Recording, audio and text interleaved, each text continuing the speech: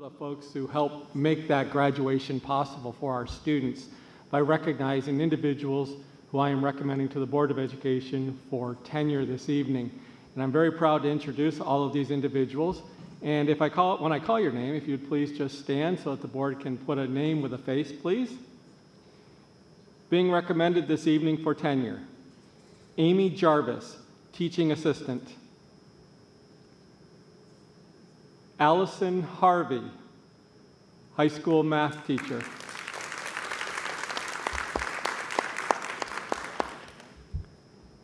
Allison Holliday, Elementary Teacher.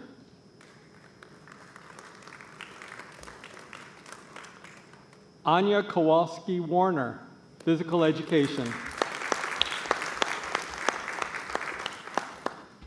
Bailey Labarge, Elementary Teacher. Brittany Lawton, Mathematics Teacher.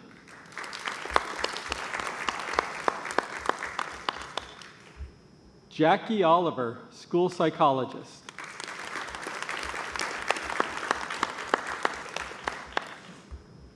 James Fox, Business Education Teacher.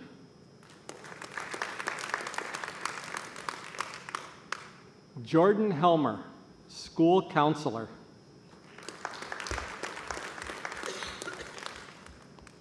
Caitlin Prashaw, Special Education Teacher.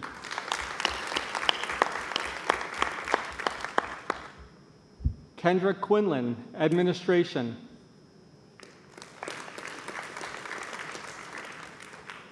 Micaiah Barber, Teaching Assistant.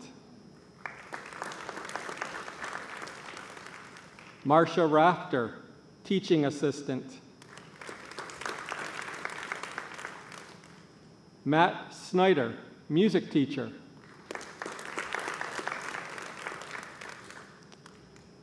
Michelle Rourke, School Social Worker.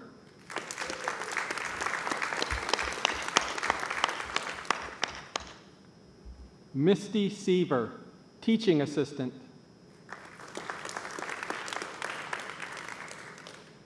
Nicole Terminelli, Administration.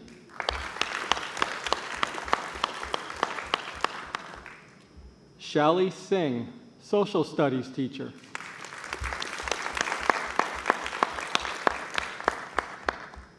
Shanley Belisle, Reading Teacher. Taylor Bond, Elementary Teacher. Taylor Francis, Art Teacher.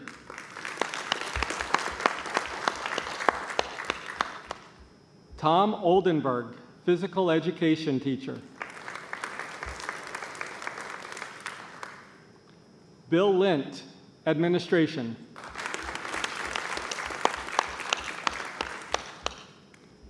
And Bill Jaggers, Science Teacher.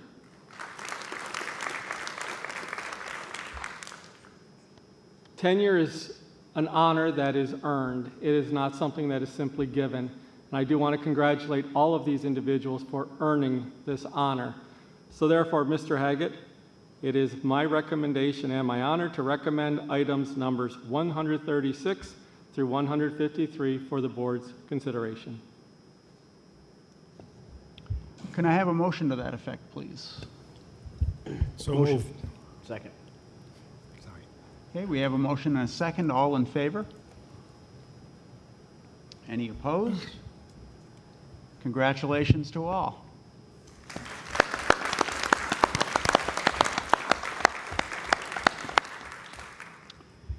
And I think at this time we're going to take about a 10-minute recess so that we can pass some personal congratulations along and enjoy some refreshments outside.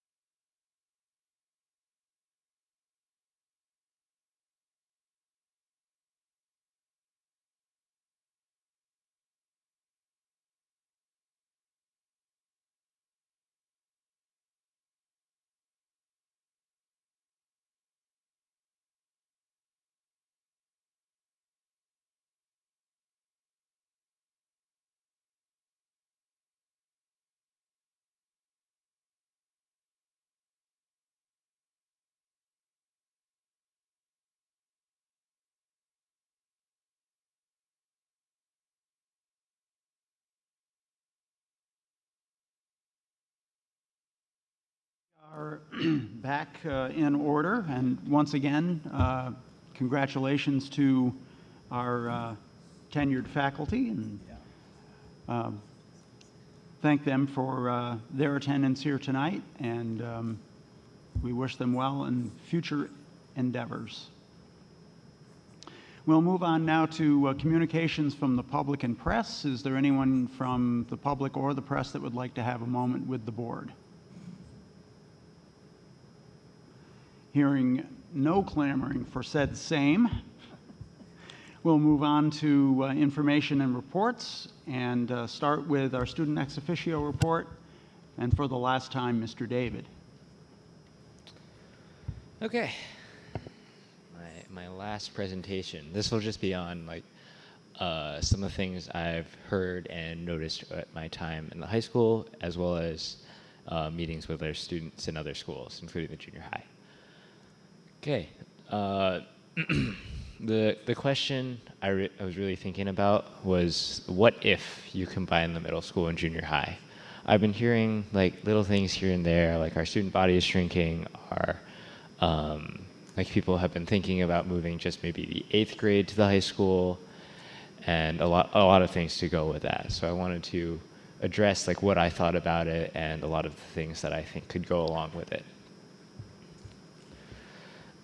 So for the major concerns that I was thinking about, so there's obviously the questionable relationships that you would find, but if you have 12-year-olds and 18-year-olds in the same room, and especially if you find them to be dating. But we'll get to that. And then the middle school identity.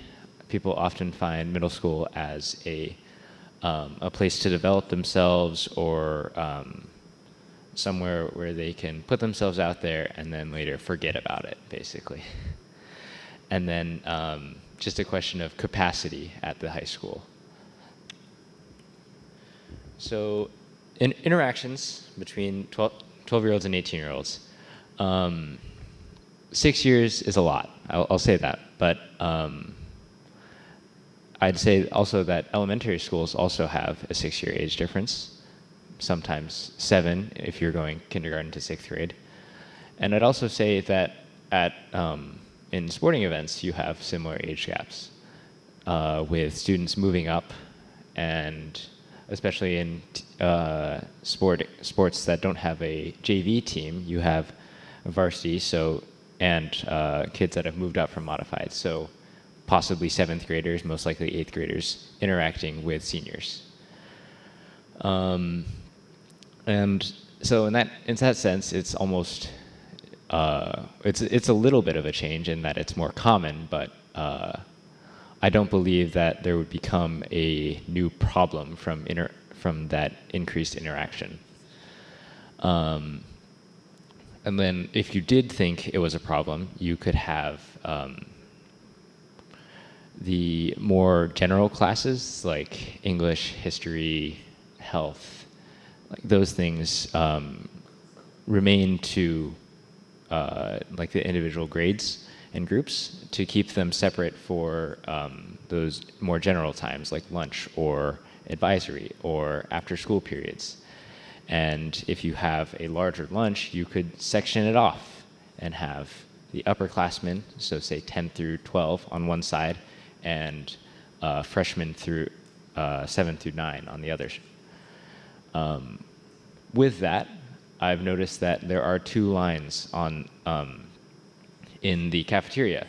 If you were to condense the middle school to the high school, you could bring the staff there, in theory, to staff that second line, and creating a faster moving line, which would decrease the massive lines that I see for lunch on Pizza Wednesdays or on popular meals that often wrap around the corners of the halls. Sometimes students may have 20 minutes taken up just by waiting for the lunch, when their lunch is only 30 minutes long. I'd say that these groupings would be even better for students, as you only have a maximum of 3 years between ages. as 7 through 9 are mainly interacting, and then 10 through 12 are mainly interacting in those general times, like lunch. And then the times that you're able to have those 7th and 12th graders interacting are classes. Those are well-structured times where there's not a lot of friendships being created. It's more of like coworkers. You can deal with a coworker that's 10 years younger than you. I don't see why not in a student situation with teacher supervision, with subs, with just working together in general. And naturally, I've noticed in the high school that even now, this kind of divide happens between upperclassmen and the freshmen, as a lot of people either avoid freshmen due to the social stigma of being seen as hanging around too many freshmen if you're a junior or senior, or just the vast differences in classes that you will probably take. So I think those offerings would be enough of a barrier for student relations between seniors and 7th graders if that were so much of an issue. I'd also like to say that Massena has a very great staff and support system for students to go to. So I think if there were to become problems like this, including relationships, harassment, or otherwise, I think that students would feel comfortable going to adults and getting it handled. Okay. Next, the capacity at the high school. Lockers, I'll say that there are a lot of empty lockers. I know that a lot of students do not use their lockers. Some of them leave bags in teachers' rooms, in the gym, and then go to those rooms throughout the day, like when they have class, especially those that are upperclassmen. In my mom's room, for example, there's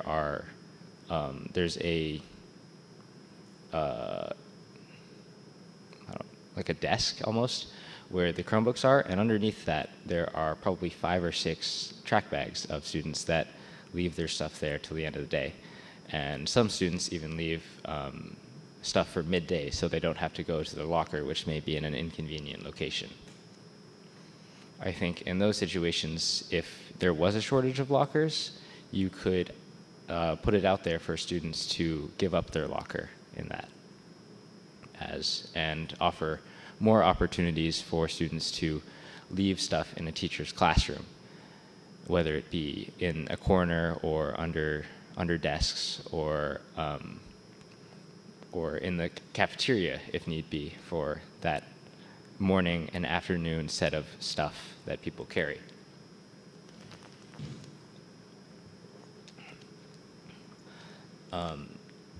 On the subject of middle school pride and the idea that you can put yourself out there in middle school, it's still, I would say high school is still a playground for that. I would say that peers will remember it either way, and that the safety and security that you feel in middle school or high school would be very similar even if you combined six grades into one building. I don't know that it would decrease pride in any way. I think it might help at pep rallies, where you often see sections of the bleachers just empty, because there are four grades, and then the middle sections are just filled sporadically by teachers, basically, almost as if we're missing 2 grades. I'd also like to say that one of the things that junior high wanted was more opportunities in a middle school, or in the high school musical, or is a musical of their own. A musical of their own wasn't really feasible, but if they were to move to the high school, I believe that they would be able to access more opportunities in that sense.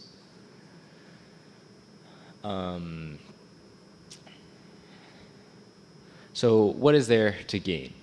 I believe that combining the schools will allow for more class offerings and a greater freedom of routes and choices for students as they move through what they choose to accept as their diploma individually. I believe the greater high school student body will lead to greater pride and greater like a more solid community within the school, as everyone may see each other more. They may know of problems in the school more. Like, I noticed that the community of fights in the school changes year to year, and it may follow certain grades, but I think that if you were to combine the school, it may change less over time, and it might be able to be more contained. And then the last thing I'll mention is that if you were to take 7th and 8th graders out of the junior high, I know that Mr. Oliver mentioned to me once that he would like to create a Massena BOCES, as there are a lot of things that I think could be improved with our current agreement with BOCES, one of the main ones being that they travel so long both ways and miss so much of every day, and that time just adds up. And it's valuable time that could be used toward teaching, could be used for the student learning. And I believe that it's often wasted on these bus rides where they are not able to do a lot. Okay, that's an empty slide. Okay. So the freedom of class offerings at Massena. AP next year, there are 3 main sciences that I'd like to mention: bio, physics, and chem. But bio, you do not need to take the Regents level of it to take the AP version. It's actually just as easy to take it with or without. And at the HL level, which we the IB HL bio that we currently offer, many of the students choose to not take the Regents level bio for this reason, and it works out. I did it, our salutatorian and valedictorian did that, and they did very well in the class. Now, for AP Chem and AP Physics, it's a little different. Why? AP Chem and AP Physics are building on that, where bio, you kind of relearn the same stuff and then go a little bit deeper into it. But you still have to cover those same things in bio, whereas in Chem and Physics, in Physics you're learning new stuff. Like, here is what you know, and here's the new stuff we have to cover, and it's a lot. So they can't really spend too much time relearning that beginner stuff that you learned in Regents Physics or Regents Chem. And to that, I'd say that it's questionable, in my opinion, to be forcing the 8th graders to take bio instead of earth science or physics or chem. I will say that chem and physics are harder Regences, but what's the difference of 1 year from 9th grade to 8th grade for chem?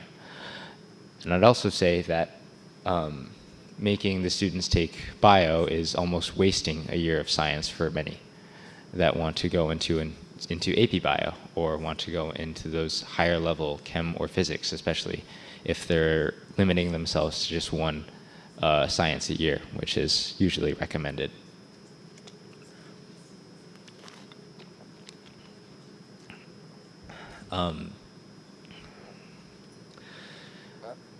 I will say that the earth science program at Massena is already declining for a lot of reasons, one of them being colleges don't really force students to take it. It's not exactly highly valued among students as a very interesting or rigorous class, but making students not take it in 8th grade will be further to the detriment of the program, and I think we will, in some cases, probably lose it entirely at Massena. So the concept of a Massena BOCES. I think that this would be a great addition to Massena in that you could have, you could save the money for sending kids to BOCES and put it toward your own teaching staff at both the formerly junior high and high school building. This would allow you to have more personalized instruction and have smaller class sizes where students could take advantage of maybe a whole day or 3/4 of a day. And instead of busing for 40 minutes to the BOCES we're at now and back, you would save the time of just the 2-minute bus from Massena, or from the high school to the junior high.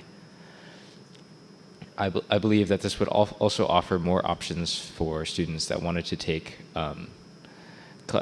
different routes in trades or in different AP classes, as I often see students missing out on higher level classes in rigor because they want to choose a path at BOCES. And to the point of the weighted classes for valedictorian and salutatorian, I believe that if you offered this path and allowed students to spend more time at the high school taking these higher level classes, they would be able to raise their GPA to, say, over 100 and possibly compete for that salutatorian, valedictorian.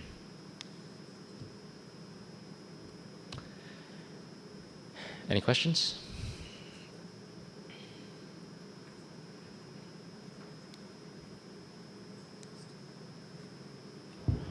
Well, once again, Andrew, very well thought out and well presented.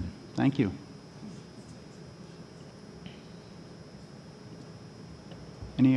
Any questions for Andrew? Well, just a comment from the music section. I love the idea of the junior high students being able to experience the musical and more musical opportunities at the high school.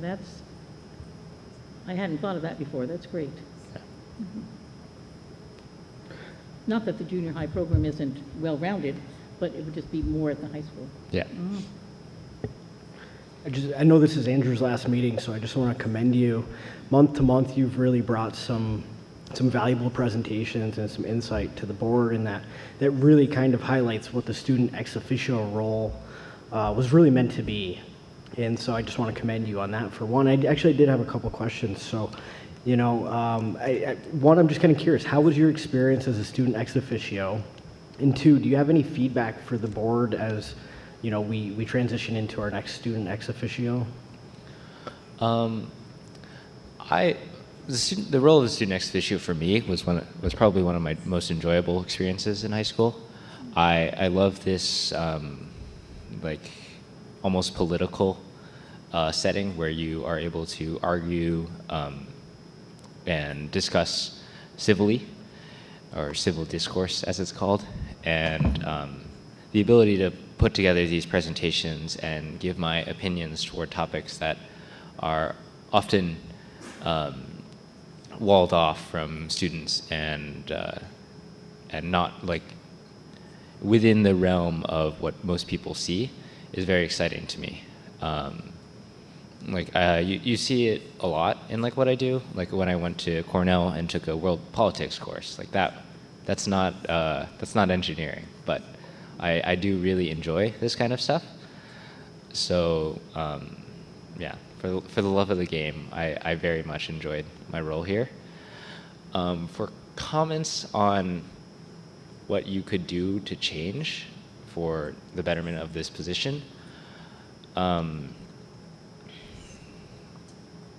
there are like a few things I've heard from other districts. I don't know if I would implement them myself. For example, at my cousin's school in Maryland, the student ex officio position is paid with a scholarship of, it was like $10,000, $25,000 a year, which is a lot of money, but maybe not for those kids in Maryland.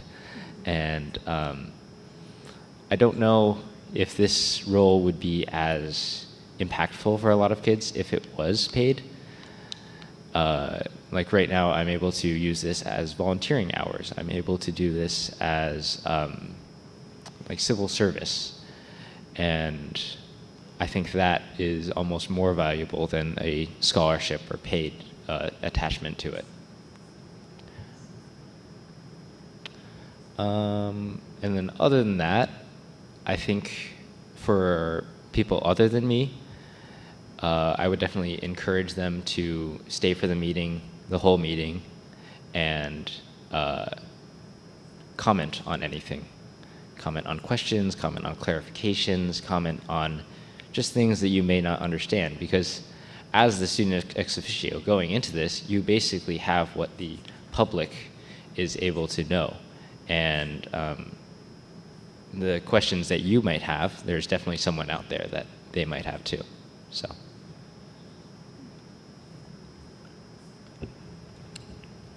I had a question about your BOCES concept at Massena. Were you intending that that would be funded by Massena and a completely Massena program that is trade-type classes? Or are you suggesting that BOCES has a fourth site for education? I think it would be better if Massena were able to fund it, but if logistically it would be easier for BOCES to have a fourth site, that would work. But it would really be whatever could work in my mind. Yeah. So the financial hurdle of to understand, and you can jump in and correct me Ron when I'm wrong, I would guess that we have in the neighborhood of 145 kids that go to BOCES maybe over the tech center, or it used to be around that. Yeah, it's all of that. The tuition is per year, I don't know, it might be 12 grand a year. Pretty close to 12. So if you multiply the 145 students at 12,000 per year for the tuition that Massena pays BOCES, that gets an expense of 1.74 million. But the other part of broadening your horizons and anyone else's horizons to the economics of that is the state pays us 80% of that back in revenue, or 80-some percent, wherever our aid ratio is. So we would actually, that to do it ourselves would be a total expense, not to mention that when we staffed up, all of the staffing costs and all the legacy costs of all those full-time equivalent teachers would be borne by Massena. But I'm just trying to, it's a neat concept. Yeah. The economics is the other side of it, and you wouldn't know that, so I'm trying to give you some more information on that. But and it's good information for people to understand that might not understand it. So, but on the finance side, that's the part of the things that we see, and that's where the devil's in the details. Yeah. Great ideas, and it's interesting concepts, and I'm trying to feel them out and figure out the pros and cons of all of them. And it's nice that you offer these kinds of suggestions, because it might rock some boats that we might not have rocked to get us thinking about different things. So your perspective has always been valuable and appreciated. Thank you. Segueing on that, I would like to take just a moment to present you with a small token of the board's appreciation for all of the input that you've given us over this past year. It has been extremely valuable. You've been a breath of fresh air. We feel like we've gotten a great student perspective from you, and this is just a small token of thanks for all of the time that you've put in on the presentations and the thoughtful comments that you've made throughout the year.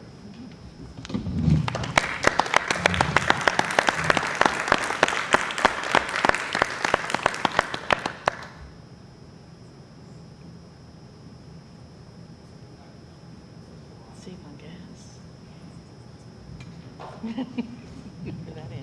90% transportation aid, 90%. So if there are no more questions for Andrew, I think because we have other students here tonight that we would like to give some recognition to as well, we're going to skip forward in the agenda, and I'm going to turn things over to Mr. Burke, and he'll take us through that presentation. So again, one of the highlights of being at Massena Central are just the number of students that we have that are exceptional. And I will certainly miss my monthly conversations with Andrew But tonight, we also get to honor two just truly outstanding art students. But before we actually introduce them, Mr. Lincoln, if we're ready, could we just watch their video, please? Thank you.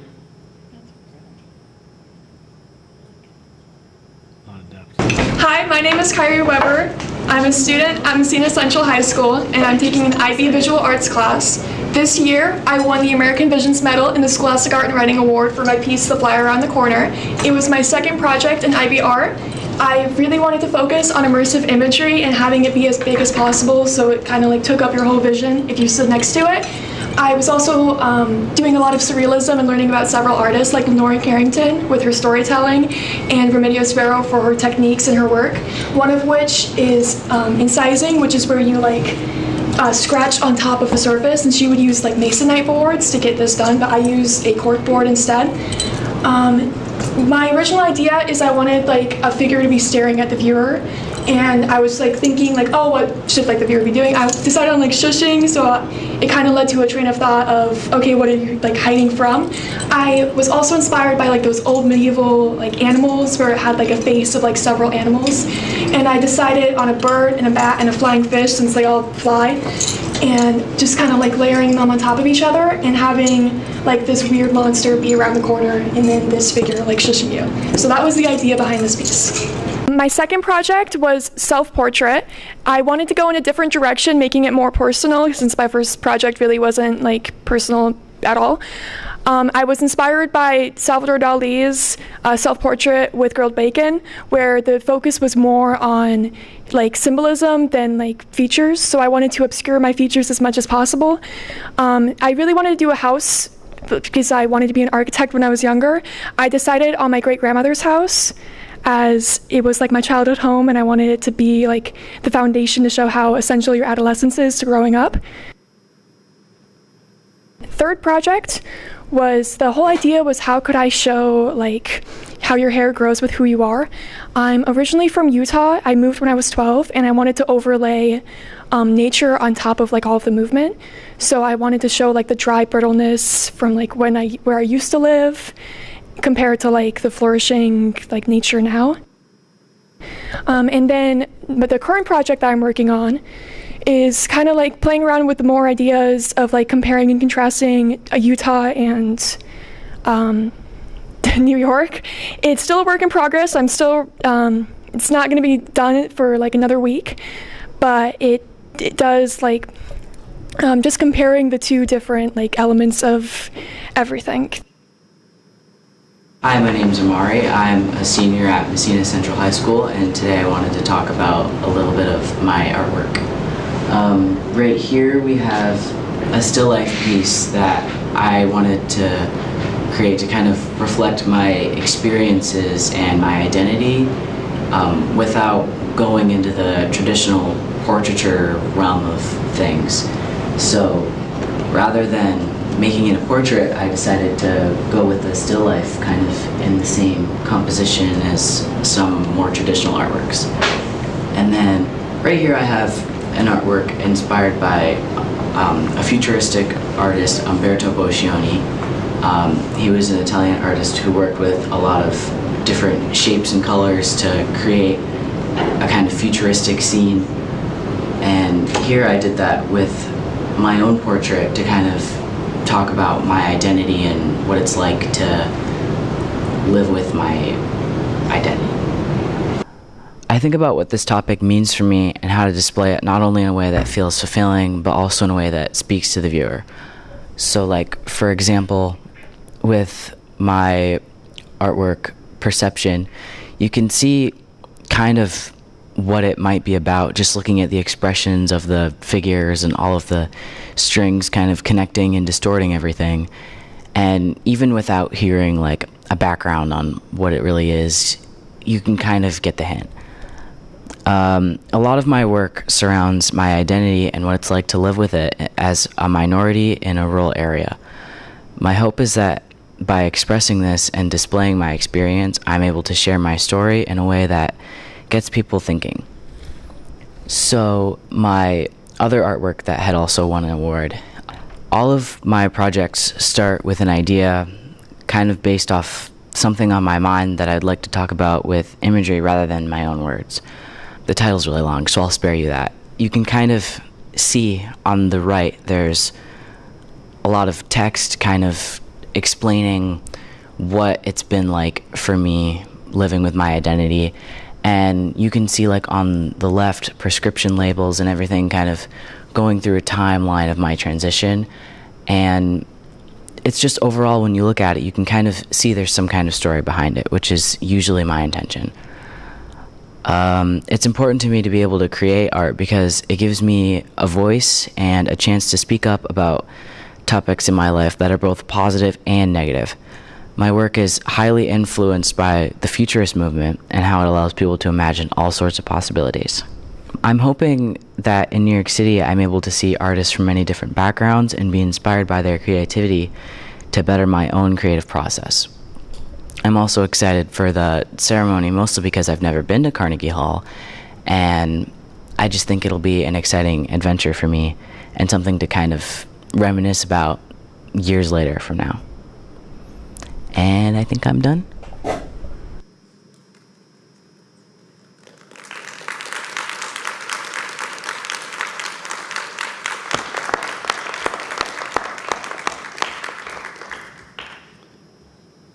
So at this time, I would ask that Amari Cisse please stand.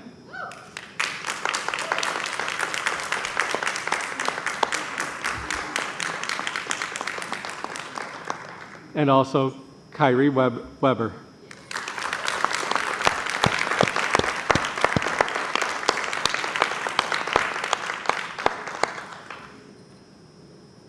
It's important, though, to acknowledge that this incredible honor and the path that these two students took was made possible by their teachers, and joining them tonight is Mrs. Pennington Lee. Congratulations, Mrs. Pennington Lee.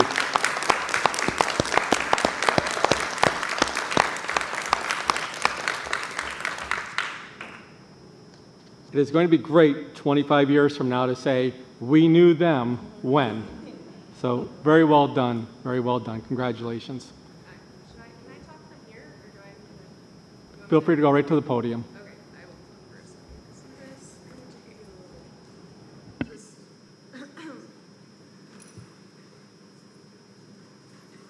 So we did go to Carnegie Hall, and it was amazing. Thank you for supporting that. It was incredible. And I mean, it was a whirlwind of a day, but we got to go to the MoMA, the Museum of Modern Art, and we were in Times Square at crazy times, and we had ramen, and I really want to thank Amari's parents.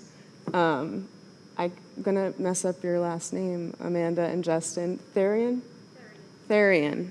because they came as, they were like supervised, they watched over, they made sure Kyrie got there because her parents couldn't go, and we were like a train, and I was just like in the front, and they were in the middle, and Justin was at the end making sure we could weave our way through everything, and it was an amazing time and an amazing opportunity, and thanks for supporting it. Thank you.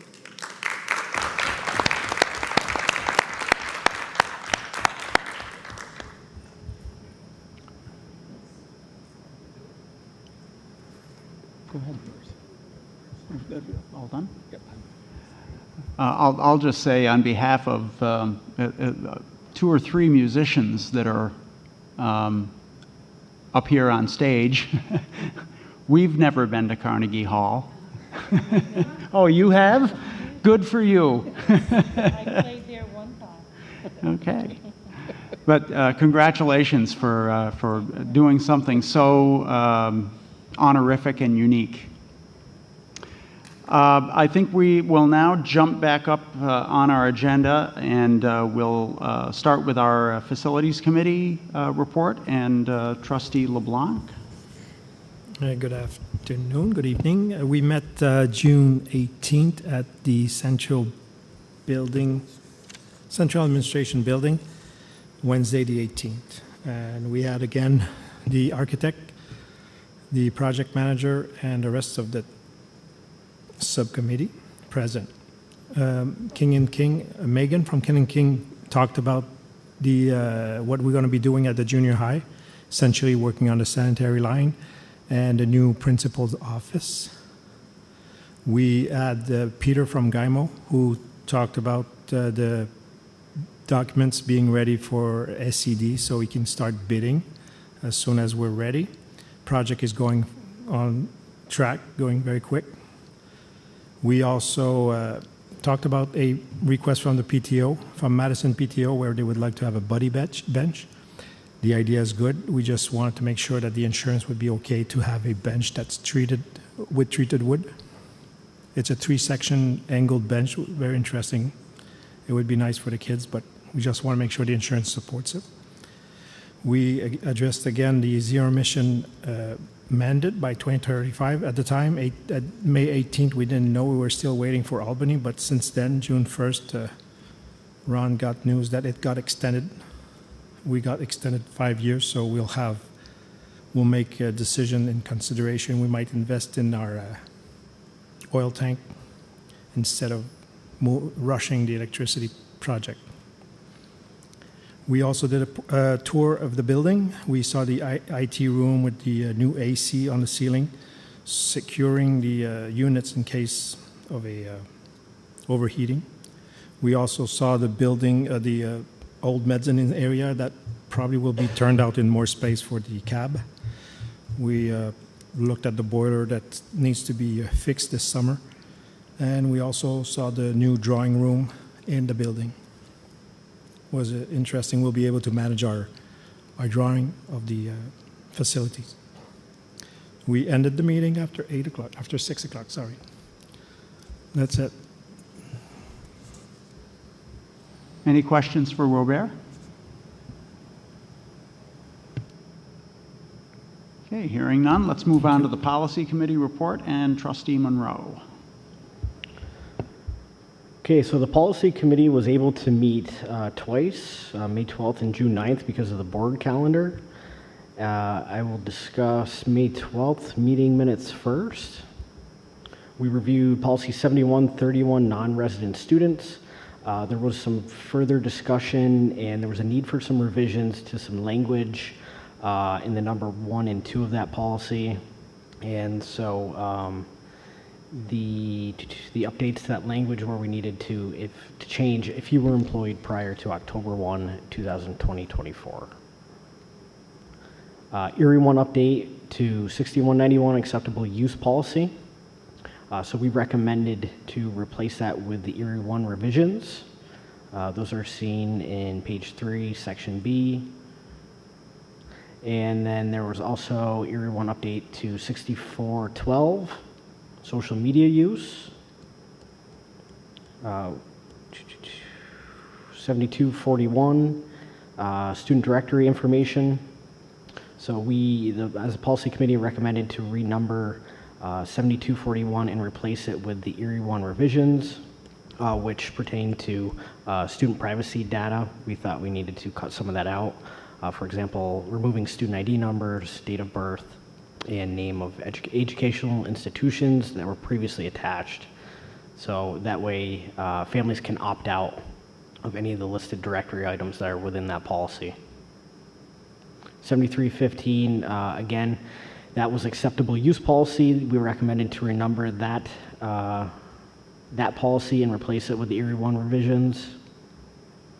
And then we had some discussion about a travel and conference expense, which I'll update in the June 9th meeting minutes.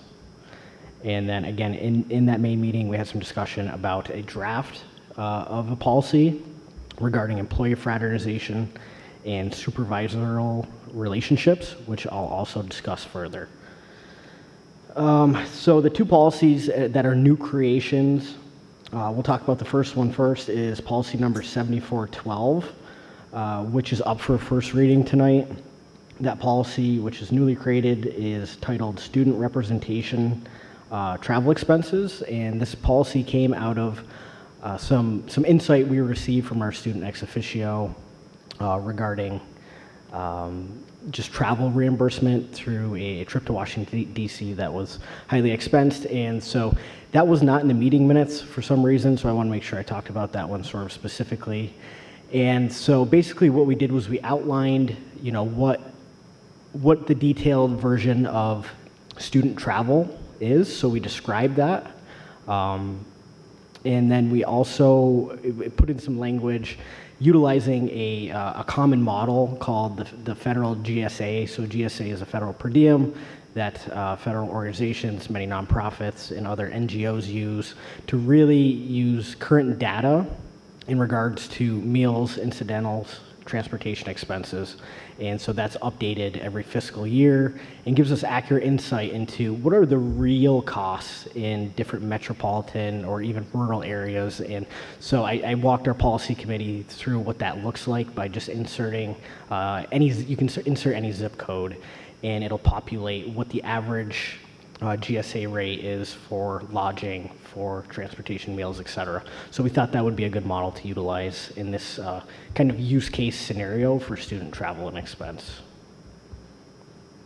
Are there any questions about that policy or the other ones before I move to the next one? I have a question. The policy 7241 about student directory, it says there, I think, in the second paragraph at the end that this directory could be shared with a third party? What does that mean? Does it mean, is it a for-profit organization, or, I mean, this is sensitive information. So directory information that's considered public. So for example, if you go to a sporting event and it gives the student's name, if it's basketball, it might give their height, that type of thing. That's directory information, which is different from the personal information, such as their actual home address or a phone number or their gender, those types of things. So we identified exactly what we are comfortable having as directory information. There's basically a list that you can select, and I think we went with probably the most conservative list of things that we'd be comfortable sharing about our students. So you removed some, that's what I kind of heard. Right. Like date of birth, Yeah, which is good. I think one of those was place of birth. That's a little too much. Yeah, I feel nobody like should really need to know that. There's a lot of information there that we should try to share the minimum. If we have to share, for example, at a tournament, yeah, you could share stuff like that. Right. But no third or profitable organization will get that information. Or No. And again, it's information that we just share out publicly.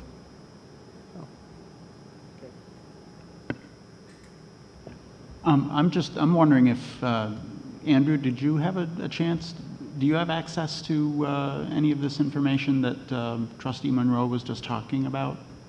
Specifically the student expense? So I just have this. This month I actually didn't receive the online agenda, so no. I wasn't sure to what extent you were privy to meeting minutes and that sort of thing from committees and that. I think it would be a good idea to share this first draft with Andrew. I think it hits on the head the kinds of expenses that you were concerned about. It addresses the fact that we can't reimburse for meals and that kind of thing on student athletic trips and field trips and that kind of thing, but on the more high level where you're representing the district, that's what this deals with. So I think you certainly have a right to have a look at what came of the comments that you gave us.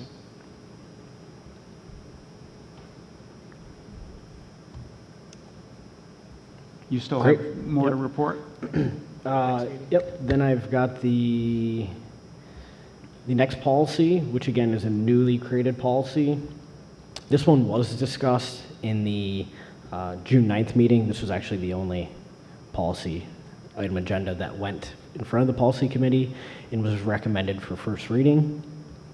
This policy 6126 is employee fraternization and supervisory relationships. And so the idea of this policy was to establish expectations regarding employer employee relationships where supervisory or administrative authority exists. The importance of this policy was we defined what is a covered relationship and what is supervisory or administrative authority. So you can see how that is detailed and outlined in that policy. And then within the review, we look at the purpose and the need for an administrative review, and it could be actual or perceived conflicts of interest. It could be workplace disruption, concerns regarding favoritism or impartiality, and then other operational concerns that could stem from that, along with other liabilities. So that was the purpose for this policy creation. Any questions?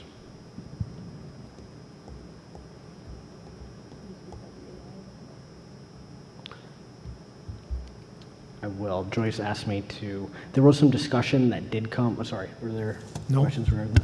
Okay, so then I will say there was some further discussion through AI, over the topic of AI that came out of that June 9th meeting. As we meet every month, we talk about how it continues to evolve. We got a better understanding of how AI is utilized and implemented in our district through, we utilize school AI, and then some information that really came to our knowledge was the concerns about utilizing some of the free platform use cases where there's AI softwares like ChatGPT and Anthropic and Perplexity. And so that information there's some concern that it could be made public, and in the event of any data breaches or just any sort of leak. And so we were concerned that as a district that we didn't have a policy that related to specific AI use.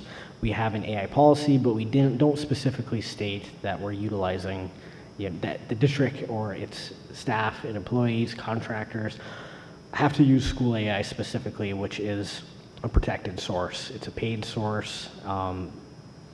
And so we had some discussion about going back to that policy once again and looking at that language to update it based on kind of these new concerns and potential data breaches, data leaks, and just setting the course in the standard for what that should look like in our district. So was that, you got anything else to add, Joyce? No, just the disclosure that we do use it. In the disclosure, that was the other topic of discussion. Yep. Yep. I read somewhere that you went to a presentation somewhere about AI. Yeah, oh, so it was online. And what you found, you brought back to the committee. Yeah, good point. Good stuff. Thanks. Do you need to list specifically school AI, or can you use more general language that says school approved software? And the reason I say that is we are reviewing right now. We're trying to learn a little bit more about the free version of Google versus the paid version, and the safety net the paid version brings for this exact conversation. And what's happening now is we have so many different software companies, so the more you work with, right, it just opens more up. We're trying to do less, and perhaps the paid version of Google will allow us to do that, which the AI version within Google is Gemini. Yep. So I would just say, if possible, using more general language, because technology evolves so quickly, maybe school AI today, and we haven't yet decided yet. We're just in the research stage of it. But what we're finding is that may be the direction that we end up going. We'll work obviously through the technology committee and with the administrative team, but just perhaps broader language might be helpful. Yeah, you're absolutely right. I forgot that was a point that came up about Google Gemini and some of the other ones. So yeah, we'll absolutely entertain the idea of that language change to school approved software as we go back to review that. I'd like to comment that using school AI, at least in my experience and like in the brief run-ins that I've had with it, it's not quite as powerful as the other AIs from what I've seen, even just the free versions of all of them. it does make you feel like it's taking less of your data, and like because it's giving you that less of a personalized experience. It doesn't seem to be learning from your conversation, and only takes what you give it in your exact prompt. But I find that it's less effective in a lot of ways when just like doing the things that AI is supposed to be used for, these like meaningless everyday, like the grind, as it's sometimes referred to, tasks. Maybe that's the price we have to pay for the security. And that's another, it could be addressed by, as the IT team and our curriculum team looks into additional options beyond school AI, that could maybe be addressed in something like Google Gemini, especially if it becomes part of our whole technology software package where we do have that paid premium.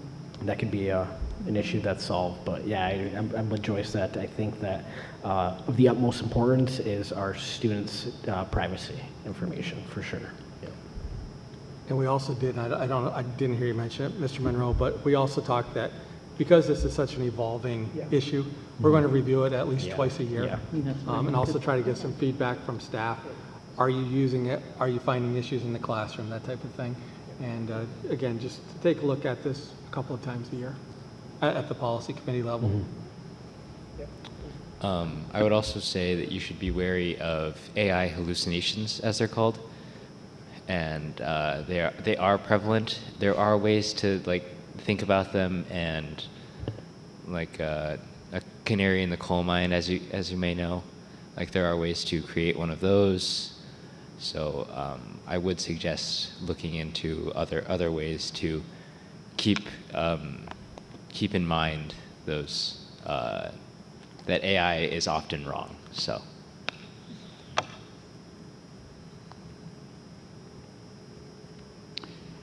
Any other questions, comments on the policy committee report?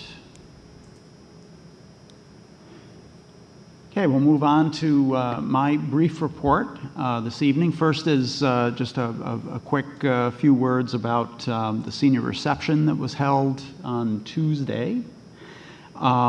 Fantastic event between Ashley's decorations and layout of the room, and Trisha's playing point person on hospitality and greeting kids and taking pictures. The link in the agenda is to a whole slew of pictures that were taken, and you can tell that the students are having a great time. All of us who attended had a great time. It was really a fantastic event, and I wasn't able to go to last year's event, but I heard that it was quite a lot better than last year's event. So congratulations to all of you guys that helped to put that on. Of course, the school catering staff and everything as well. The food was fantastic. The coffee was good even. That early in the morning, that's important.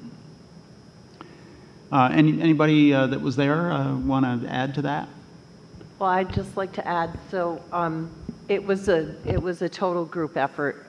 If you read the notes from the ad hoc committee meeting, it was really taking all of the input and the feedback from the different people who were part of that committee. As it went right down to the food choice. They knew what the kids liked, and so they knew what would be popular, and it was very popular. So the first year that we had it, I think there were less than 80 students who showed up. And this year, out of a class of 175, there were over 150 students who showed up this year. So it's becoming popular. It's becoming something that the kids now want to participate in. Also, I have to give big kudos to Joyce because I was gone on vacation. She basically took care of all of the logistics with Trinity Catholic. There were 20 students who had gone to Trinity Catholic who are graduating this year. So it was a big group as compared to last year's was maybe 10. So parents were invited. They got to take pictures. Somebody decorated in the school cafeteria. Apparently on their 6th grade in Trinity, they used to have a moving up ceremony where the kids would cross a bridge. So they brought that back out so that even the ones who, you know, didn't get to go all the way to 6th grade got to do that. I just think, thanks to Mr. Oliver, I mean, he coordinated all the logistics and supervised the students, and I thought it went really smoothly. I think it's something that the students will look forward to next year and in the future too. So thanks. Thanks to everybody who came too. I know that a couple of you had to take off time from work, and I really appreciate it. We actually had 5 board members show up, so that's very impressive. So thank you everybody who could make it. From the student side, it was really great. It was a lot. I saw a lot of students crying, being very emotional over it, and I think it was very good for the vast majority of people, not only seniors but also juniors and sophomores and freshmen, who were very grateful to have this last hurrah almost with their close friends and that were seniors and leaving. So. I forgot to mention too that Mr. Oliver had decided this year that the kids, the graduating seniors, would tour the high school first before they went to the other schools. So I think that's what Andrew was alluding to, is the other students came out of their classrooms, and then as the students processed, they could celebrate their friends who are graduating. That was great.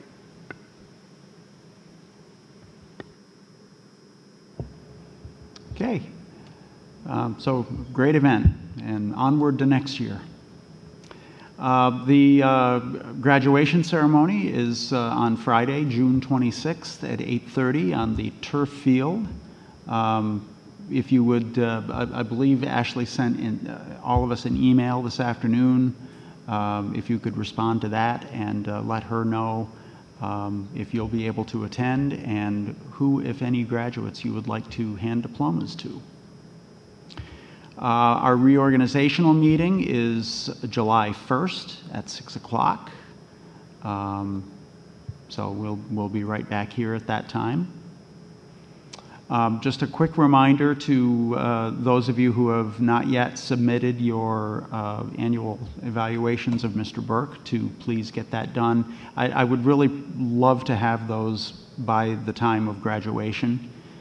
So if you could just find some time to do that. Today would have been a great day. It was a terrible day outside. But if you could get that done and submitted, that would be much appreciated. And the last thing that I have is Wayne Rogers, who has been the Area 6 NYSBA director. So he's a member of the board of directors of the School Boards Association. He's from Malone, and he is retiring from that position, which he's held for quite some time. We have received letters from 2 individuals. I believe all of you as board members have received those. And they are seeking to replace Wayne as the Area 6 director.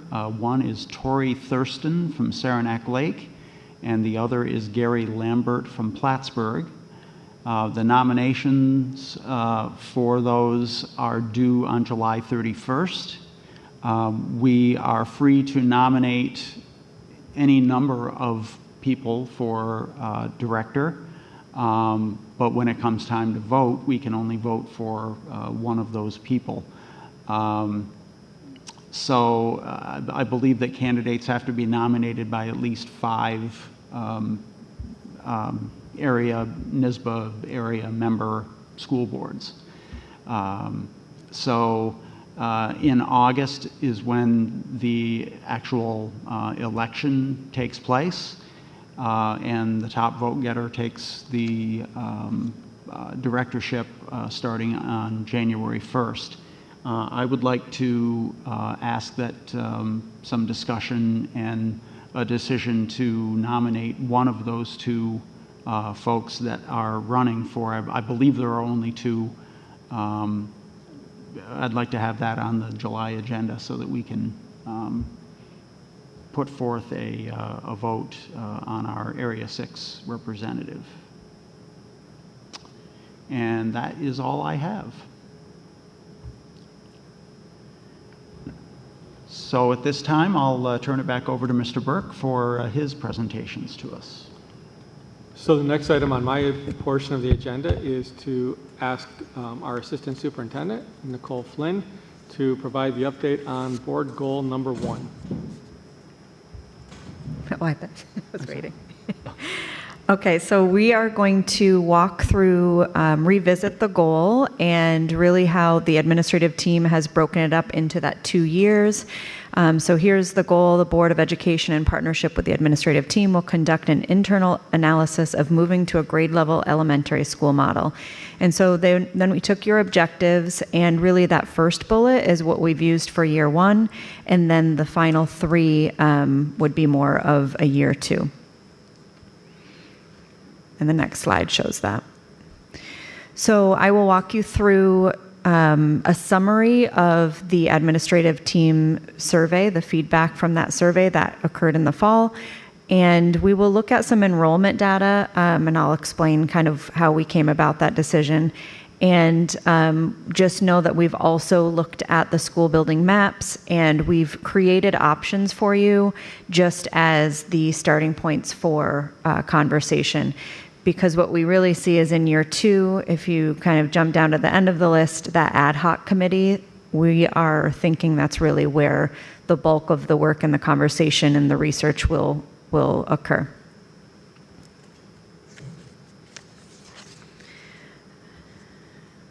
Okay, so the administrative team survey, this was given to all directors and principals in the fall.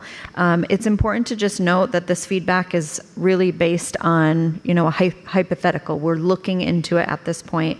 Nothing is definite. These are just thoughts and ideas and feedback.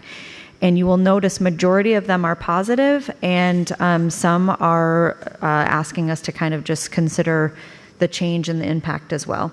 So the first category, and again, what we did is we took that bullet point and broke it up into different categories.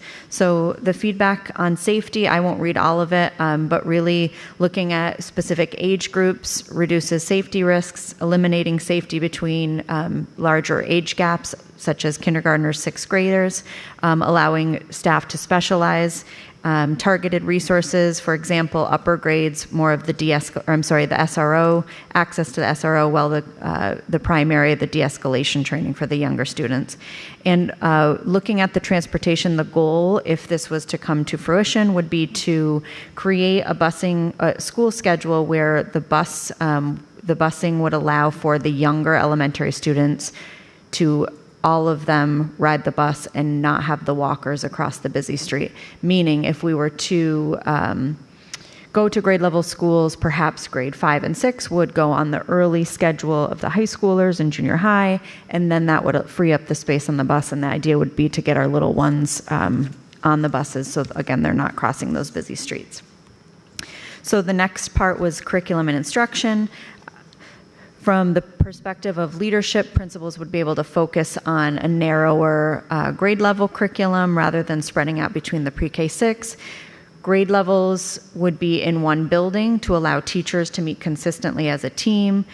That way we could focus on specific professional development, specific to age groups, and also the equitable class sizes.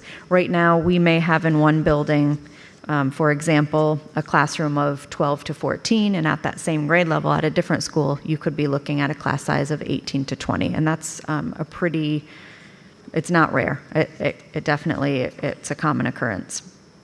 So that brings us to the next one of staffing. Again, touching on the collaboration piece. When we talk about restructuring, the idea of staff relocation, it came up in one of the comments, just really thinking about if that happens, then staff that's been in one building would possibly need to switch or stay in their current building but switch grade levels. So just kind of bringing to mind that change. Again, the class sizes came up, and also the flexibility to adjust your staffing. We have cohorts that are bigger than others, yet we have the same amount of staffing at all grade levels. And then also just our related service providers, speech, OT, they go to multiple buildings. They travel from one building to the next. Same for band and orchestra. So being in one school would be beneficial and eliminate that travel time.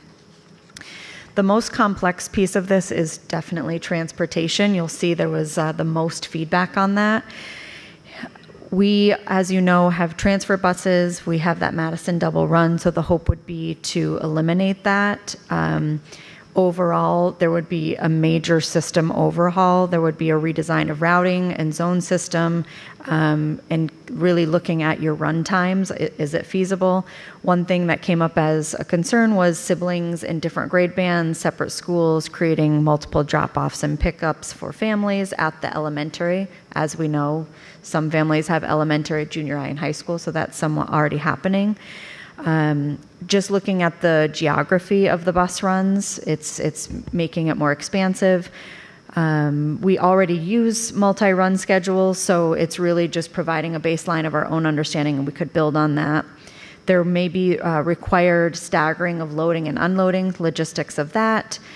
And then again, the safety part came up with the possibility of younger students being able to ride the bus and not have to walk.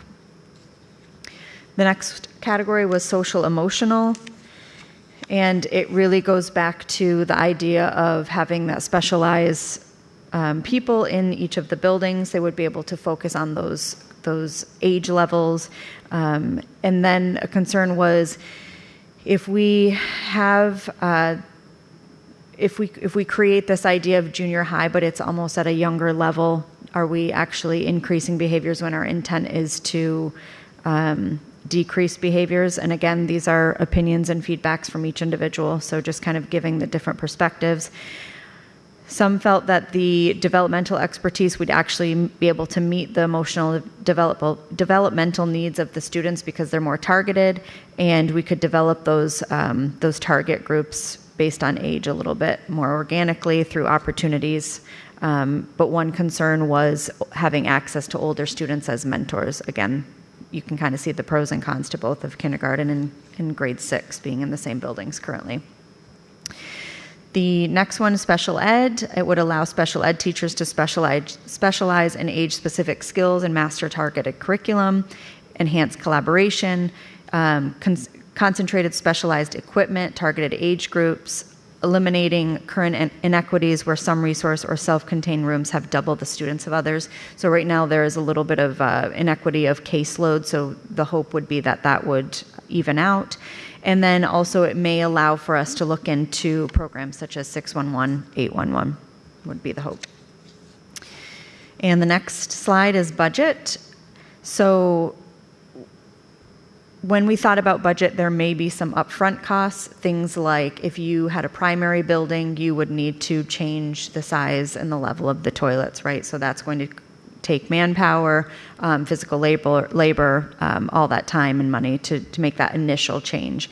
Might need plumbing change, so just different things like that we need to consider if we're restructuring our elementaries. We talked about with the class sizes through attrition over time, we may be able to reduce staff. We're not going into this as the main goal. I know that's an underlying fear of our staff. We do have many retirements up and coming, so we would look to do that through attrition. And then also just restructuring may allow for the identical current levels, but just restructured and distributed differently. So some were kind of thinking it's not going to be that different. We're just going to be having them in 3 localized spots. The additional feedback that wasn't specific to the categories was just the concern about splitting siblings across different buildings. Restructuring disrupts longstanding school pride, Jefferson Jaguars, Madison Owls, Nightingale Nighthawks. But overall, one of the comments was this would enhance staff collaboration, create a more consistent, coherent, and tailored educational experience district-wide. So again, that was a lot of feedback, but tried to summarize it so you have somewhat of the bullet points of the categories that were in your first part of your goal. Does anyone have any questions about that part? And then I'll jump to the next section. I have a few questions. So you mentioned double run Madison. What is that? So Madison currently has 2 bus runs that we do transfer students, and then what happens because of that is Madison dismissal takes a lot more time than the other 2 elementaries. So they get kids, drop them off closer to the school, and then they go back and get kids that are further away from the school. Because they have more kids. Why do they have double run? You want to jump in, Mr. Burke? Sure. It's because of the students in that, in the Homecroft neighborhood, they're so close together. So we can run one bus, we can pick up off from maybe 4 or 5 streets, get a full busload of students, take that group, drop them off at Madison, and go right back out and get the next group. And then we do the same, we reverse it in the afternoon. Part of it is because of not having enough drivers. It's been something I think we've been doing for a number of years. And again, it's just because of that condensed, the density of the student population in those areas. Okay. Second question. You mentioned costs. What about the run of buses? Will it increase our costs on the bus runs? No, so we don't think so. I mean, we still have to put all the students on the map and identify which school would house which students. Keep in mind though, right now for K through 4, we have a 3/4 mile radius. And if you look at, if you're at Madison, you go 3/4 of a mile, there's not a lot of student walkers. A lot of those students are on the bus anyhow. Similar with the other 2 schools. Nightingale's a little bit different because of the condensed neighborhood, right behind Nightingale. But the other areas, we think we're going to be able to do it, again, if we move the upper elementary and put them on a 7-12 schedule, that frees up some of those seats on the buses. The hope here is that we should not have to add any bus runs. They may look different. We might have a run coming in from Louisville that's going to pick up off from 2 streets, that type of thing. My last question is about the committee. How many people was leading this, and did you talk with a lot of people? We haven't formed a committee. That's the request for year 2. So Okay. This is just administrative feedback at this point. Okay. Thank you. Yep. Okay, so the second half, we're going to kind of transition into looking at enrollment data and then just different options that we can review if you'd like to move forward. And so of note, in a previous board meeting, it was asked about moving grade 8, the possibility of moving grade 8 to the high school. And so at our administrative meeting, we talked about this and thought, okay, if the board is asking for the board goal of restructuring elementaries, we would like to and would prefer to, if the board wants to look at the idea of grade 8 and or grade 7 going to the high school, joining it in the same conversation rather than looking at elementaries, restructuring them, and then a couple years down the road looking at junior high and high school. So we just felt if we were looking to restructure within our district, it made the most sense to look at all buildings and the student population and the staffing across all 5 buildings. And so with that, thought it was important to kind of go back and look at our historical enrollment data, and I'll walk you through that. So within the last 5 years in our district, really the numbers have stayed quite consistent. We are always around that high 2,400 to low 2,500 mark within the last 5 years. But if you go back 10 years in the next slide, you can see across the district we are down 236 students in the last 10 years. And if you go back even further to 15 years, our district enrollment, And the arrow is showing at our highest enrollment. So in 2012 to 2013, we had 2,946 students. And since then, we are a decrease enrollment of 521 students. So when we started looking at that data as an administrative team, we thought, okay, that is a substantial amount of students. That's really the amount of students in one of our elementary buildings. Not saying all these 521 students came from elementary, but it really gave us pause to say, okay, we should be looking at these numbers and looking at our current enrollment in each of our buildings. So the next few slides are the actual building information. So this is the high school data, and again, the yellow arrow is showing you the highest enrollment. And in talking with Mr. Oliver, he actually was thinking there was higher enrollment in the past 20 years, but I was able to pull the data from 20 years, and still the 2014-2015 was our highest enrollment at 920 students. And so since then, we are down 179 students at the high school. Junior high, the highest enrollment during the 2012-2013 at 479 students, and enrollment is down 87 students at the junior high. And at the elementaries, I was unable to find the separate enrollment for the buildings, and it's just really the way the state reporting works. It clumps all the elementary together. So this is all 3 elementaries. And again, you'll see that decrease of enrollment. The highest point was 1,563, and we are down 271 students.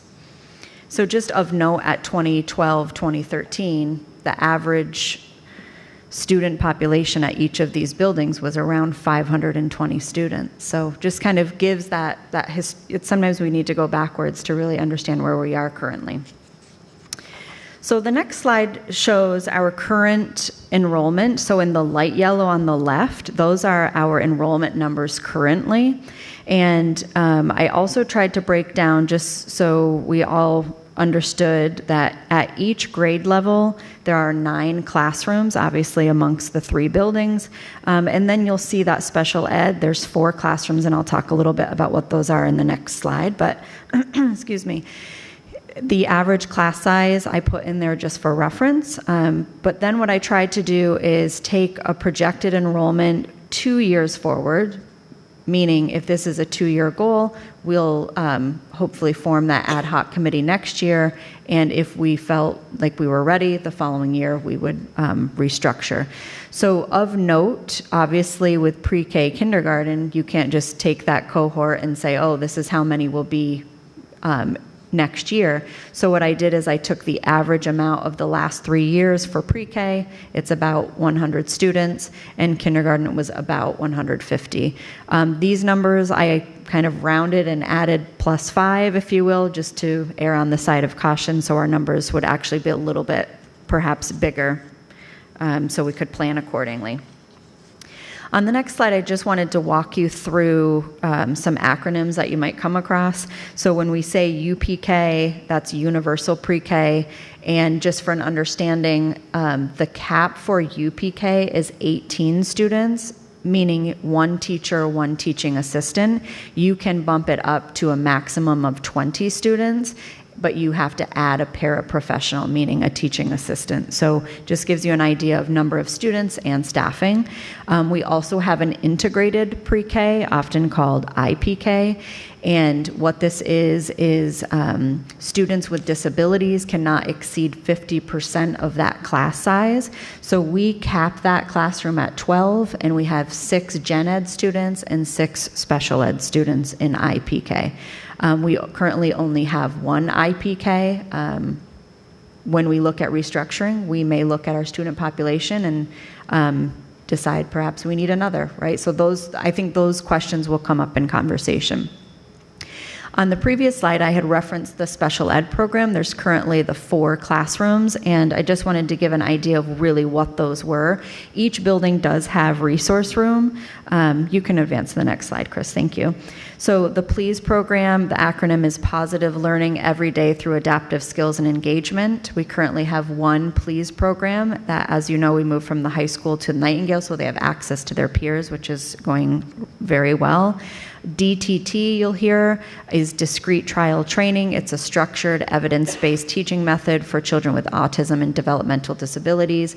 We currently have 2 classrooms, a younger and an older, both housed at Jefferson.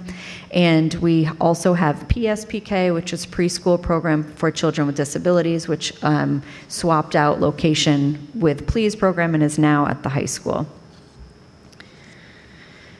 So that brings us to the options that we've put together. And again, I just think it's important, you know, when the community is hearing about this, that at this point, these are options, these are ideas, nothing is concrete. These are things that we would like to further explore, we would like to further learn about, research. And also what's important to note is in these options, we talk about the idea of closing a school, whatever that looks like. Andrew did a great presentation and gave an idea, but whatever that looks like, what I would like to make note of is we are not saying it has to be close one specific school. I think what would be important and what we talked about at the admin level is really looking part of this committee looking at the conditions of the buildings, making that decision. So you will notice I used visuals, and it's the same 3 buildings in the pictures. This was a lovely attempt using the Gemini, and as Andrew said, you will notice they made some mistakes. And so you have to tell them what mistakes you need to improve, and by the time I did that, Gemini was telling me, you can't make any more pictures. So I said, okay, this is good for now. But again, just important to note that these are options, these are ideas, and really in year 2, we will further explore them. So the next slide shows our current structure. And so I'll give you kind of a look, give you some time to look at that. So we have obviously 3 elementaries, Jefferson, Madison, and Nightingale. They each are pre-K through grade 6. Our current enrollment at Jefferson is approximately 450 students, Madison 390 students, Nightingale 470 students. Junior high, grades 7 and 8, approximately 380 students, and Massena 9 through 12, approximately 710 students. So this is what our district looks like currently.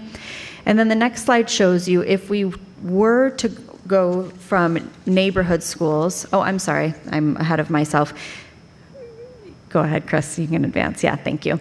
I wanted to show you in each building, these are the classrooms, the gen ed and the special ed that are happening within each of the buildings. So then what we were able to do is we looked at the maps and said, okay, currently in the elementaries, there's about 30 classrooms, and could we map them out differently? So we've started kind of playing around with that, and I think that would be the work of the committee to kind of look at the physical space, the student enrollment, what would work, what would not work.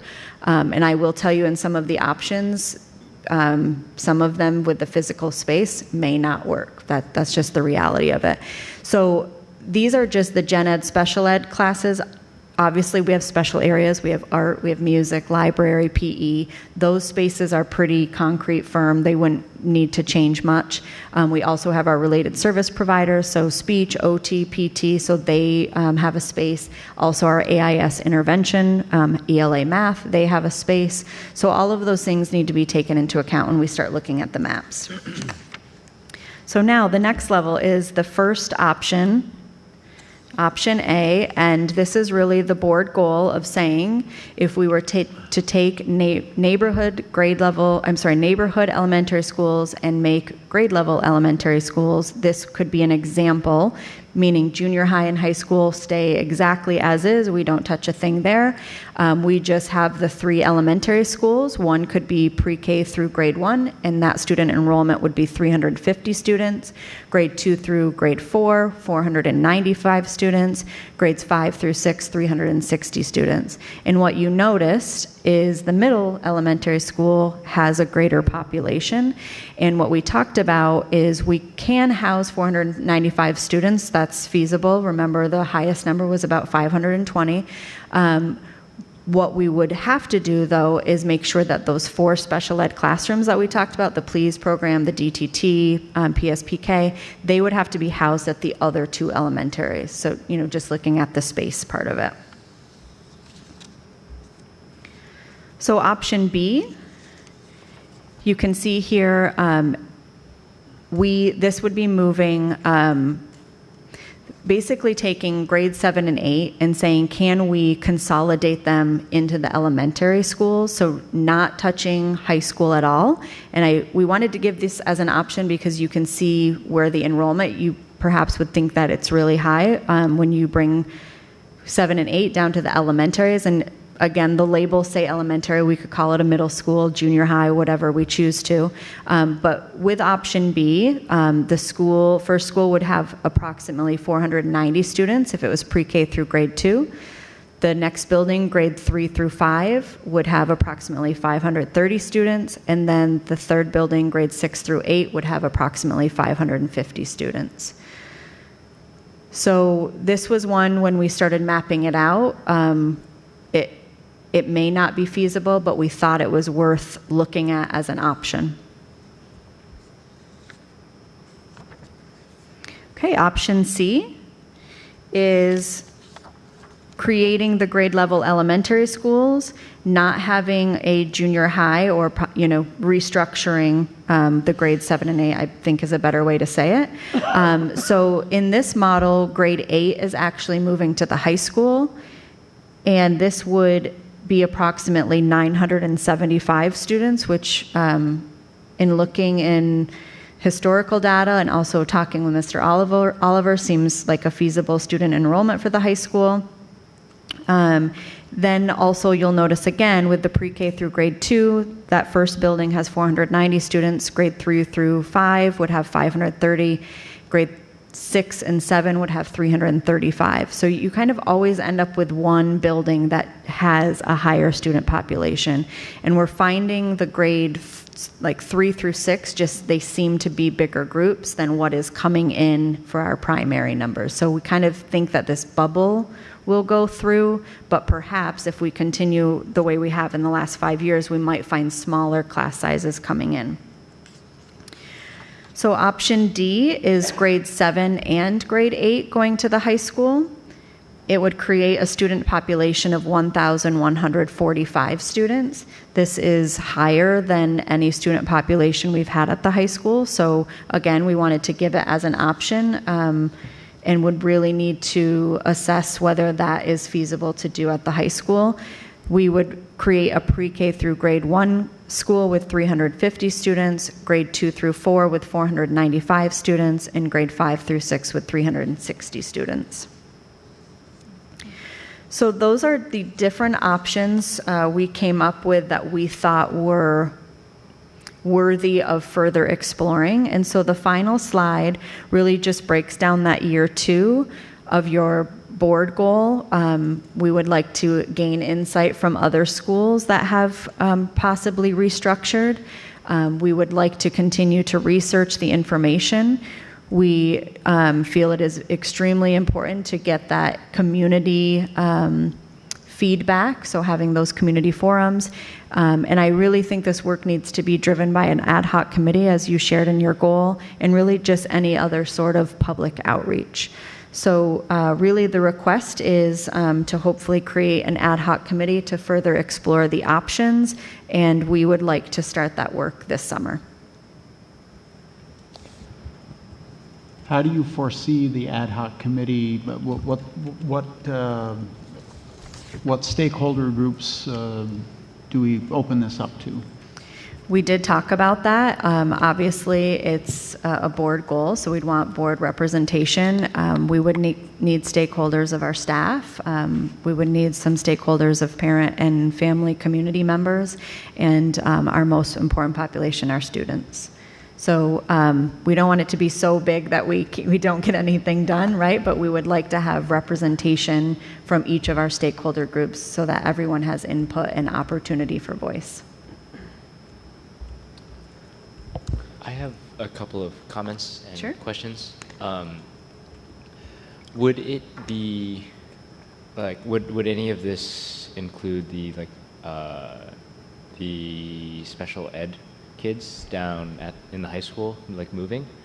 Because I have noticed that occasionally they get stuck in the hallways. Yeah, so you're referring to our PSPK program. Yep. And if we restructured our elementaries, that is our hope. We would like to get PSPK back in elementary schools. Right now, there's not the room for it.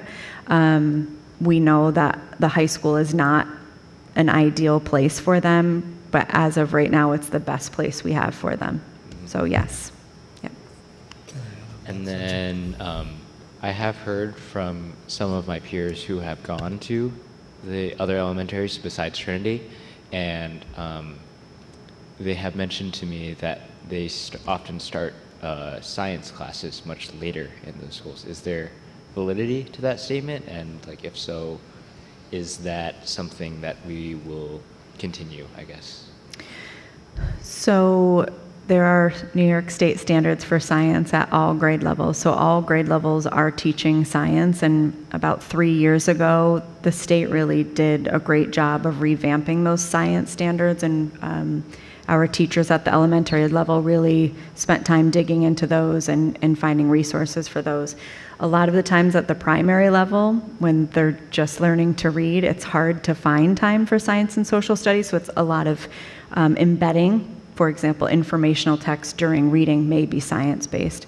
But then we just started departmentalizing at grade 4. We've always departmentalized at grade 5 and 6. And so what that is doing is really holding that science, social studies time protected now that we have those grade 5 and grade 8 science assessments. I just remember like core memories from Trinity just being like the taking apart owl pellets. Yeah, the hands-on. Mm-hmm. Or dealing with microscopes. Yeah, yep, absolutely. Yep, thank you. If I may, we talked about having not enough room in elementary school. That's why some PSPK are here at the high school. And I also spoke with a lady that just got tenure at Nightingale. She said she was working out of a janitor closet. So my understanding is that there's no room in the elementary schools, and there's more room in the high school. By closing one of the buildings, we're not helping getting more room in elementary schools. We're going to put more students back in the elementary schools. So I'm thinking we should create more space where it's needed and just rebalancing where it's needed, but not necessarily closing a building. One thing that may happen naturally, and again through attrition, we have 9 classrooms for every grade level, but if you start looking at class sizes and student population, you don't necessarily need 9 at every level if you restructured buildings, thus opening up space. And what's happening is our enrollment is declining, but our behaviors and our their needs are increasing, and so we have additional staffing. So you're referring to a social worker. We just added social workers at elementary, right? Didn't necessarily have a space, so we had to create space.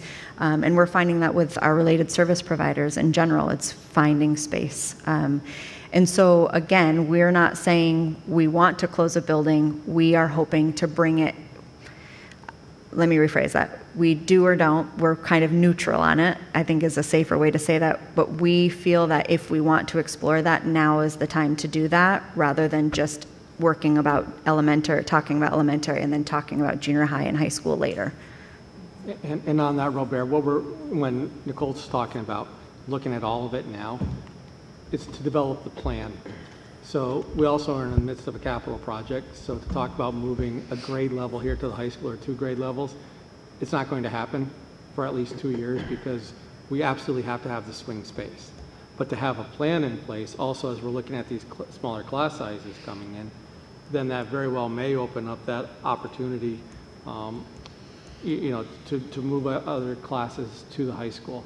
So again, it's at least to have that plan in place, and it may have to be a staggered implementation, but that's really what the ad hoc committee is going to have to really focus in on. But the idea, I think, is get a plan district-wide, pre-K through 12.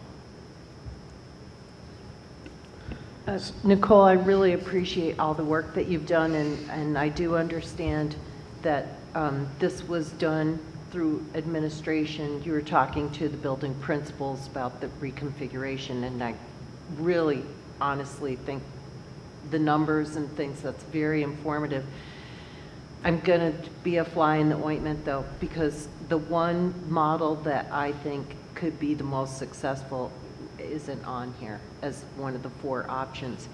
And so I would really like to ask if you could consider, I'm not really sure about the younger grades, but I don't see a model where I would like to see 8th grade only move to the high school and be kind of isolated in its own area, but also to Andrew's point, 8th grade acceleration could be very easy to just integrate them into the 9th grade classes so that we're not adding staff and we're getting students who, you know, are being access to teachers who have taught that for a long time and have expertise in it.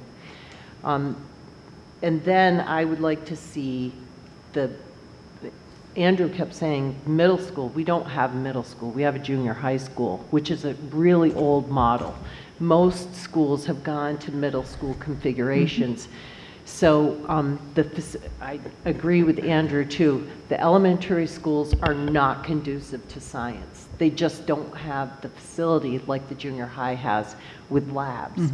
So I would like to see 5, 6, 7 be housed at the current junior high school and have it really become a true middle school. Now, I'm just saying this because I haven't played with the numbers. I don't know what they are. So, Chris, can you go to slide 27 for me, please?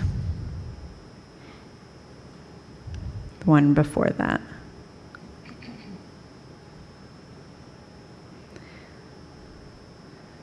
So in this option, Trish, I'm wondering, does it capture what you were hoping for, where high school becomes grade 8 through grade 12 with 975? But as you can see, grade Okay, so 5 the is other still 3. housed in an elementary school, and I don't know how that would affect, but that's the biggest number right there is Yes. 530. So if you did move 5th grade over into the current junior high school, that might alleviate some of the problem over here in the elementaries and free up some, as Robert said, some special education classrooms so that you really can do exactly what we had been talking about as a board before, having 611 classes and having 811 classes to really help these kids who have disabilities that we just heretofore hadn't really encountered, social, emotional kinds of things.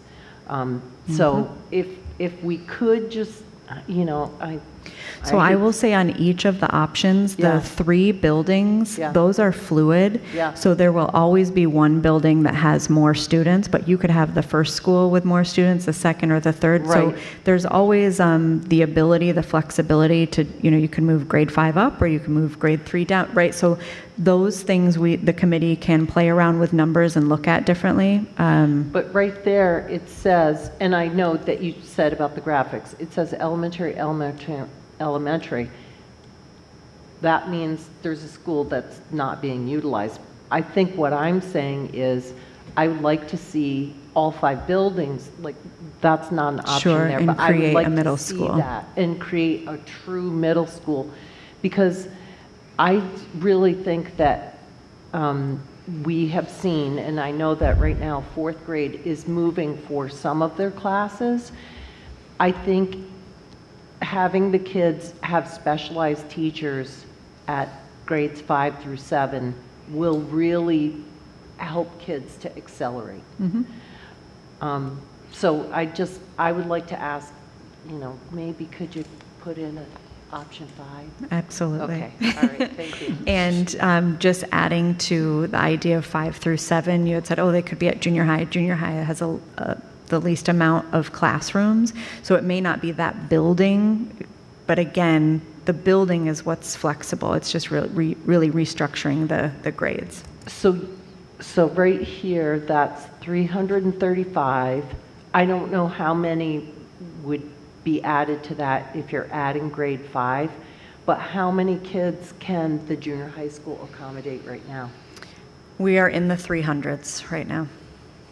Well, you're talking about the maximum, so it really I'm goes talking Yeah. about maximum because when Yeah, I I know started that. teaching here, there were nearly 500 students at the junior high. Chris, can you go to slide 18, please? That gives us the historical enrollment for junior high. We can look at that. So the max was at 2012, 2013 was 479 students. Yeah, it was almost 500. So adding another grade level would be close to that. So it could Yeah, be it possible. could be possible. So all of those things, and I think, you know, I don't want anyone to miss, all the options that Nicole's presenting, these are ideas. And it's like, anytime you do the brainstorming, you throw ideas out, probably what ends, if there's a finished product with this, it's going to look very different perhaps than anything that we see here. And the other, you know, there's a lot more complexity to this. It's building conditions. You know, what can we actually use? Which is our best building? If we're going to eliminate a building, Robert and his committee on facilities are going to have to make some recommendations. But we also have to consider, too,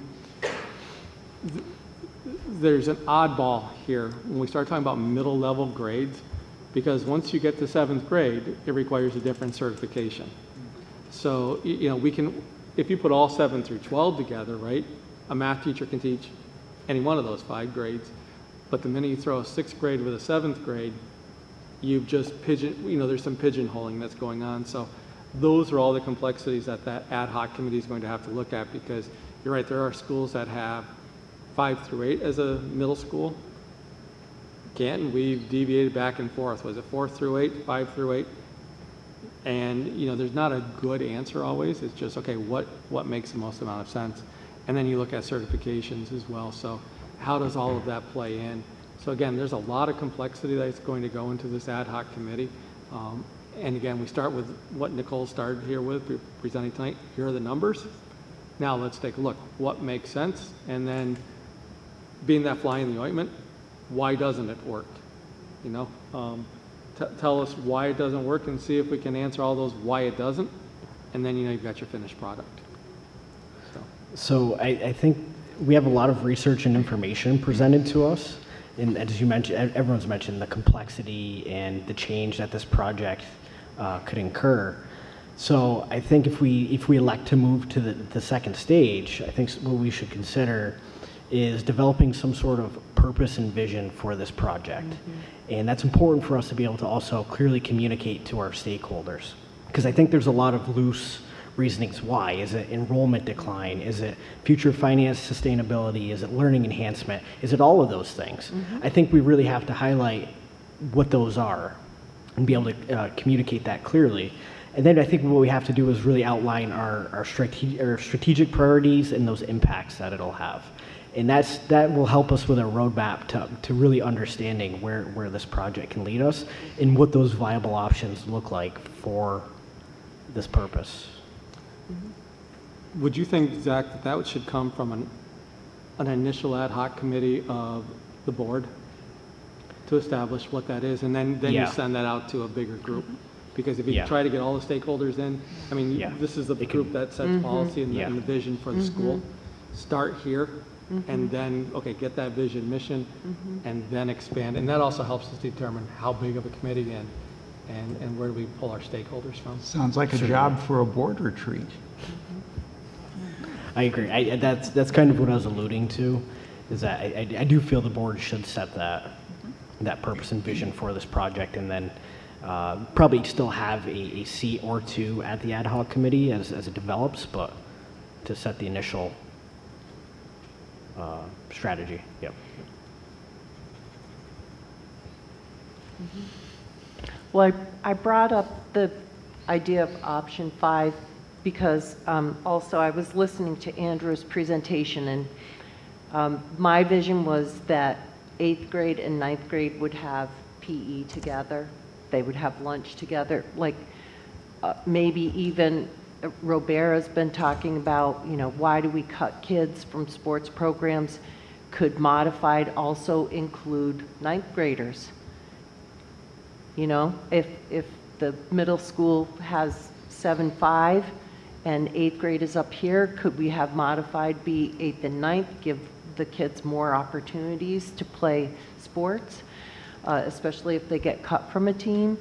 I'm thinking of curriculum, social, emotional, and then academic opportunities. You know, I really feel like accelerating 8th grade would benefit a lot of kids and get them into the program too that we've been talking about, where they're earning college credit faster, and then they're being able to advance their post-secondary education.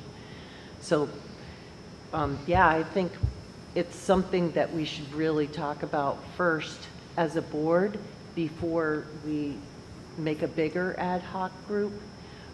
But I really appreciate the input that Andrew's given today. I think it makes a lot of sense to really look at the whole student, you know, and see what's best for the students at Massena Central. I support your idea, Trish. It's a good idea, and I support 100%. Something else we need to think of is special ed. They need space. Elementary school needs space. Sometimes there's 5 or 6 adults in those classes, and they need room to move those special chairs and special wheels. We see them in the hallway all the time. They can't even store them. So that's why I didn't want to cut a building. I would like to make more room in the elementary school. The bigger school, the high school, doesn't need that room. I mean, they don't have that problem at this time. But if you go visit the elementary school and special ed program, they all cramp.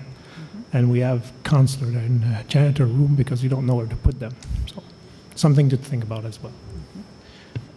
I will say that at least in cross country, 9th graders do sometimes participate in modified.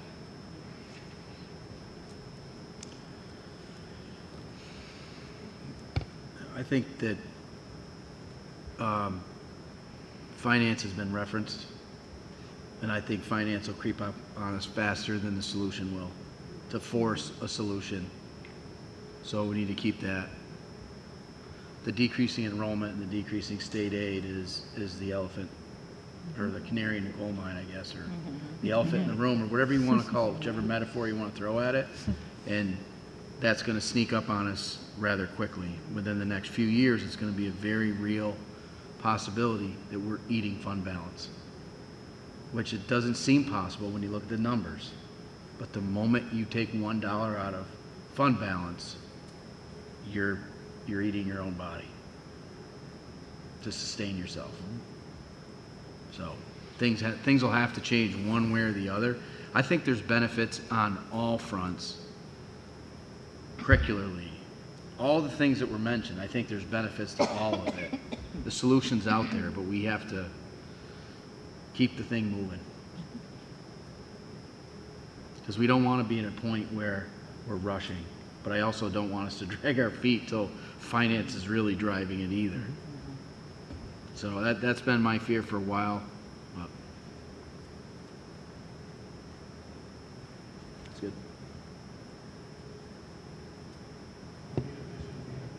Yep. So that's our action item. Is that we'll communicate a board meeting or a board retreat, as Paul suggested, focusing on this project. You mentioned the strategic goals. Those strategic goals change at the next reorg, after the next reorg meeting and the next board retreat and things like that. They start to get reshaped. So it's the perfect time to jump in and go at it, and maybe keep it laser focused on this concept and not get off into tangents and things.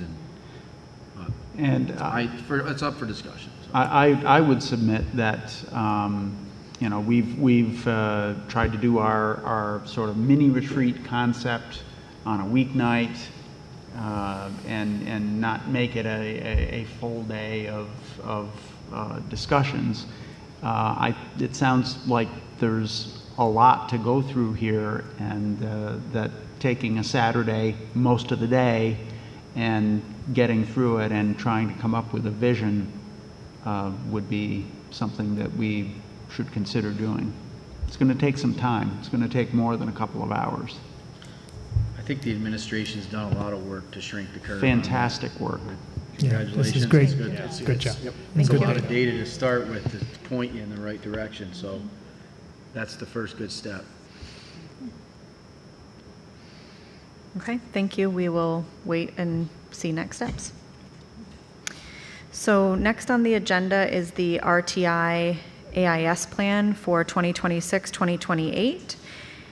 So this will need board approval. I will just do some really quick bullet points. When you hear AIS, that's Academic Intervention Services. That's really supplemental instruction, which supports ELA and math, science, social studies. And then when you hear RTI, that stands for Response to Intervention. That's a multi-tiered, research-based instructional model used to identify and address learning difficulties. So when you look through the plan, you will note the different assessments that we use. You will also see the different tiers. Tier 1 is that general education, all students. We use the term Tier 1 monitoring. That's when students just start to struggle. We do that small group differentiated instruction in the classroom. Tier 2 is students at moderate risk. They are falling short. They're falling a grade level behind on their benchmarks. And then they're having the pull-out services with intervention teachers. And our Tier 3 are our high risk. They're multiple grade levels below. And they're working with our interventionists, highly intensive, usually daily in very small groups, if not one-to-one. There are systems in place, multifaceted decision-making based on multiple measures. Example, the New York State assessments, or DIBELS assessments, iReady, region scores, classroom performance. We have spreadsheets for every grade level. We enter data 3 times a year. We get together during our data meetings. We discuss each student with the classroom teacher, the interventionist. With Danielle Chapman's departure, I've taken that over at the different buildings, and it's great to see just a really systematic, data-driven system in place to meet student needs. And a big part of the plan is the parent and family engagement. So we, at our district, follow all the New York State requirements for entry notification, meaning when students come into intervention, when they exit out, their scores have increased, they're no longer receiving services, and then just overall engagement throughout the intervention process. And so our intervention teams work very hard for all of that paperwork part of it. They progress monitor every 2 weeks, so it's a lot of upkeep, but it's very specific to meeting student needs. So again, we will need board approval for our 2026-2028 AIS RTI plan.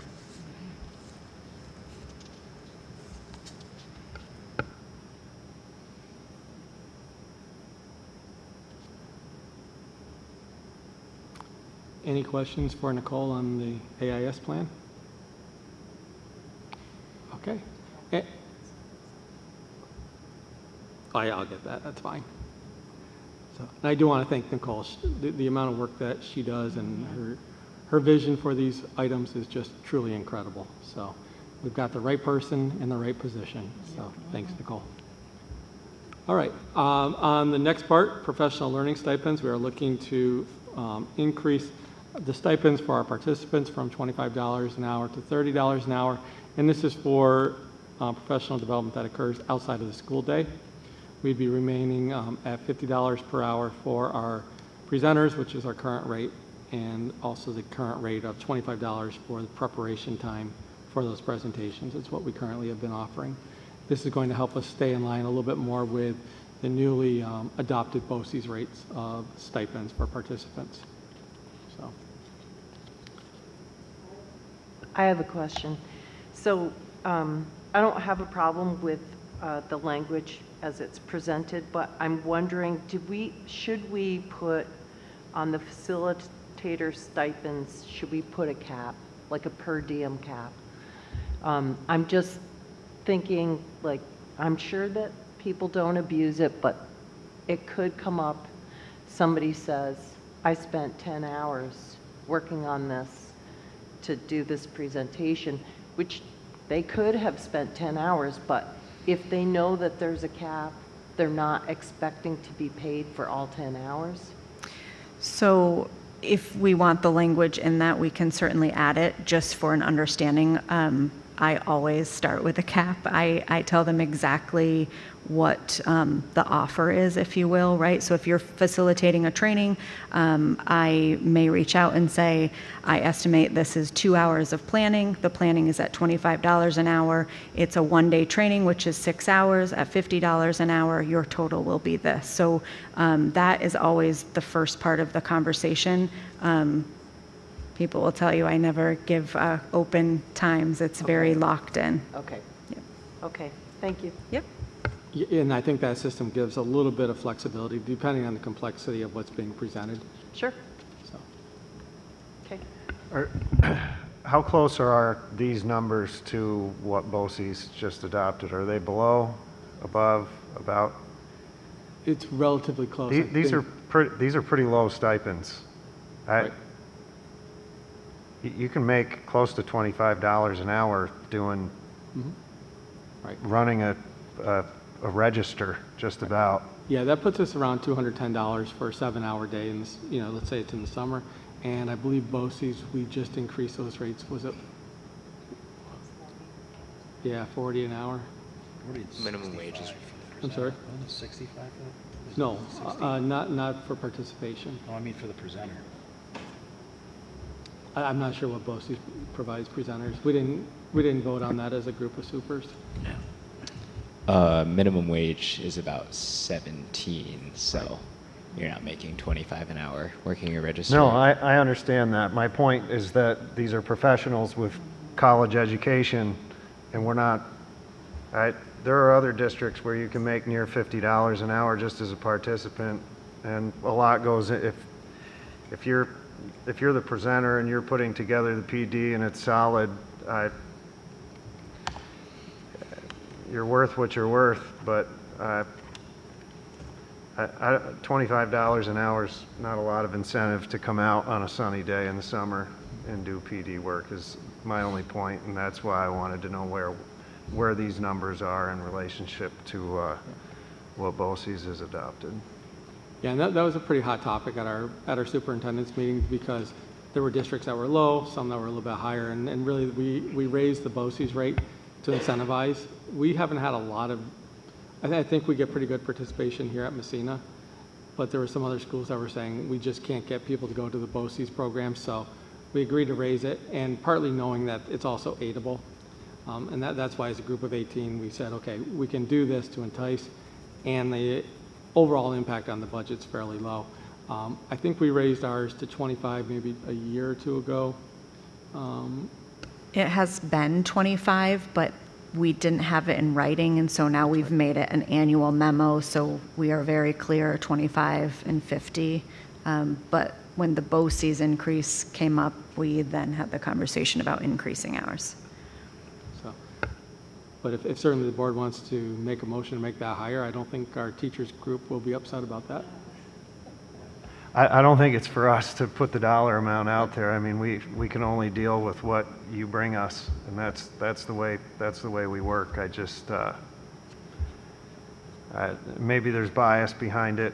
I've delivered PD. I know the amount of time and work and effort that goes into it. I know the follow-up that happens, the emails and phone calls after the fact. So the presenter may work for a few hours presenting on whatever the topic, but they're going to work beyond that and not get paid for it because every presenter leaves their email at the bottom of the screen. So they're low numbers.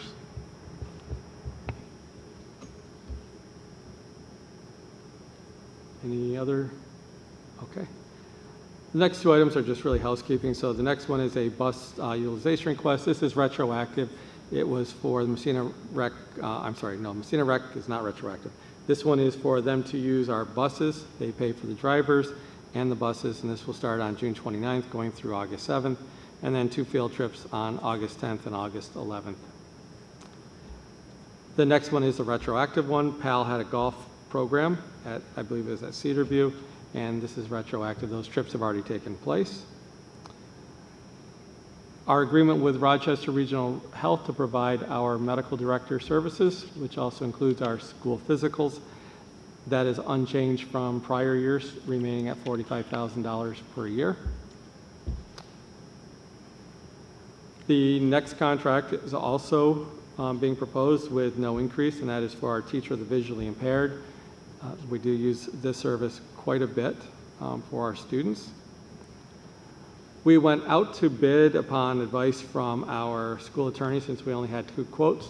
We went out to bid for trash services. We ended up getting exactly 1 quote, and this quote is for $89,656 in year 1. The following 4 years, the cost will be increased by no more than CPI. So again, this will be a 5-year deal. Is there fuel surcharges in there? There were no fuel surcharges listed in that contract. You did well. It does also include all new dumpsters. So at July 1, we'll be asking you to declare as surplus all of our current dumpsters. And the final item on my agenda is yesterday I received a request from the senior class advisor to consider additional regalia for graduation, which would be in the form of either a stole or a cord for each of the class officers. By our policy, any such request for additional cords has to be submitted to the high school principal, then to me by June 1. So at this point, I can't honor that request. But I just wanted to, at least in case the parents of those students are watching or trying to figure out why, that's why. And it has been something that was done many years ago, according to Mr. Oliver, but hasn't been regalia, at least in the last few years. So that also brought up a question about, we have graduation language across various policies. So there was some discussion, and I think with our policy committee, we're gonna maybe look at possibly making an umbrella of that policy language under one policy. So that way it's not so difficult to go search for different graduation related policy measures. So we'll review that and see what that could potentially look like. So making a policy on graduation that would include the dress code for the for graduation, Sure, which is now yeah. included in the dress code overall. Right? Yeah, and could be related. Great idea. Any section based as it relates to graduation, all in one. So, yeah.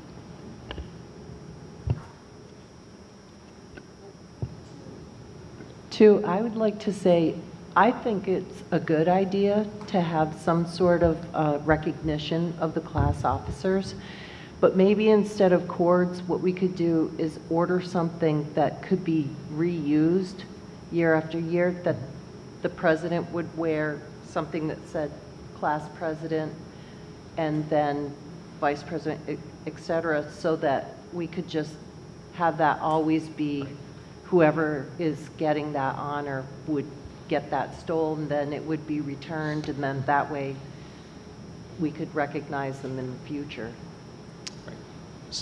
For student council currently, we are putting together stoles for all of the officers, which I believe are either paid for in full by students or partially paid for by the student council. And they're not expensive per se. I believe I paid $8 for mine, and as the student ex officio, which is technically a officer. But I think that providing stoles that the students can keep would be just fine, and then for the general members, they could have cords as well, which is often what happens. You get stoles for those who are very important or central, and then cords for the members.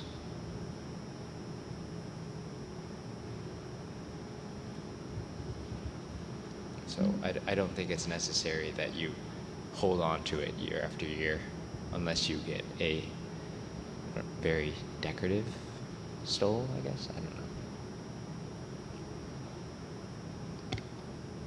Okay, any other questions for Mr. Burke? Also, if you add something to the wording for dress code at graduation. I would be careful around traditional regalia and just in general, I guess. Thank you. That's pretty well established here. Yeah. We would certainly make sure that that was continued to be honored. So before we move on to recommended actions, there is an opportunity here for executive session. If any board members feel like we need to have an executive session, if not, we can continue. Is there a call for to go into executive session on personnel or any other matter? I have some questions about the consent agenda. So let me just check. So to be clear, we're going to move on. Yep. Right, okay. We'll move on to recommended actions, and you have something about the consent. I think Robert was going to say something. Yeah, I wanted to go back on the subject you talked about. It's bugging me. I don't know if it's the right place to talk about it. You talked about the trash contract, only one bid. I don't like that. So what do you think of the price of this? Is it acceptable? Is it a big increase? And I don't know. I did a bid as well for where I work, and I only had a bid. I don't like, it's not healthy market, and if we don't like it, we can go back. We talked about this at finance at facilities committee, and a lot of work was done that we really didn't have any options, and a lot of work was done to go back to the one company, and I can't remember the exact dollar amount, but and the price is we were able to acceptable, get the price down quite substantially. So we were originally thinking it was going, if we had done the regional contract through BOCES, it was well over 100,000. Okay, I forgot about that. And I agree with you, Robert. I don't like the lack of competition, but yes. in our neck of the woods, Yeah. to get I people think that there's have the talk dumpster in the lift, vendors. it's Collusion. nearly impossible. So I checked with a buddy of mine, a former staff member at Canton, who runs his own trash business. Hey, who do you recommend? Who am I missing that we didn't send bids to? And he goes, because I thought he has quite a business. I didn't know if he had the dumpsters. I thought, would you put in? He goes, I'm not interested. I'm not touching that at all. And he said there's really Casella and maybe one other company. And the other company we did originally have a bid from before we went out officially. And they did not put back in. And they had, I think, one truck. They'd be willing to get a second one, but... Yeah, that's all right. So it's good. The price is okay, so that's... No, I wouldn't say it's okay. The village was giving us the best price at under 50,000, but... They can't do it. They're getting out of the business, and now we're left to the private sector. Greg and I have talked many mornings. What are the options? Yeah. You know, could we do our own? Could we go out and buy our own truck? I don't know that we want to be doing that. It's going to cost us $100,000 just for an employee. We talked about even getting dump trailers, putting 2 dump trailers at each school. Again, what do you do in the winter when those things are frozen? It's just a complete mess. So we always kept coming back to commercial.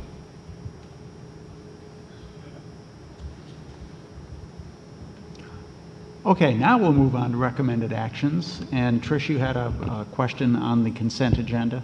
I do. So I have a question on both the budget transfer report for April and the budget transport for May. Do you want to pull those out? Yes, I do. For individual vote? Yes, I do. Okay, so that was, I'm sorry, give me that one more time. Budget transfer report under business office reports. Right. Budget transfer report for April and budget transfer report for May.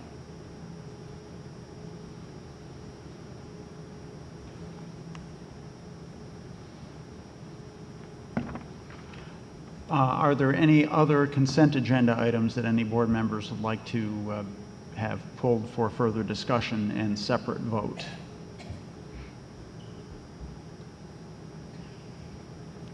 Okay, hearing none, I would entertain a motion for the consent agenda minus the April and May budget transfer reports.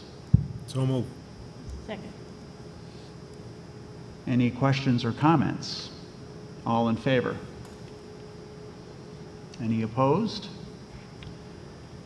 That carries. We'll move on to other items for action, and let's start with your questions concerning those two reports. Trish. Okay, so I'm thinking that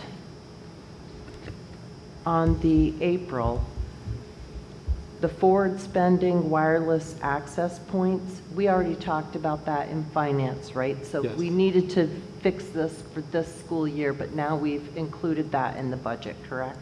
Correct, and that was a strategic move. That way we'll get the aid coming back as soon as, this next school year. Okay, and so I'm thinking that's also the case for Cisco network switches, and then I'm not sure what this is, Rachel Raven, cover Universe and Rachel Raven. Oh, I'm sorry. Okay, so yes, you're right with the Cisco network switches. Yep. And Rachel Raven is a nurse practitioner that we have been utilizing the past 2 years to provide our bus driver physicals. The reason that we pulled this one out, or we have last year and this year, is she comes right to our site. We can hit every single driver in a 2-day time period. Otherwise, we're trying to schedule and do hit and miss. We're probably going to go to hit and miss next year. We're still debating exactly who will utilize for that service. It will not be, though, that nice service of being right here on campus. Oh, No. okay. It's getting harder and harder to find people to do this, and So how will it be done? we may utilize Rochester Regional, which is the Louisville Health Clinic. That can be a challenge because trying to make the appointments, and then if the provider's not there, we've wasted a driver's time. Been there, done that. Right. And the other one is WellNow. Locally can do that. It's about the same cost. Okay. I think in fact, it might be a little bit more expensive. Having Rachel come here directly has been Right. fairly inexpensive. And Yeah. again, we know we're 19A compliant. Right. Okay. And then also on that is forward spending cover paper products.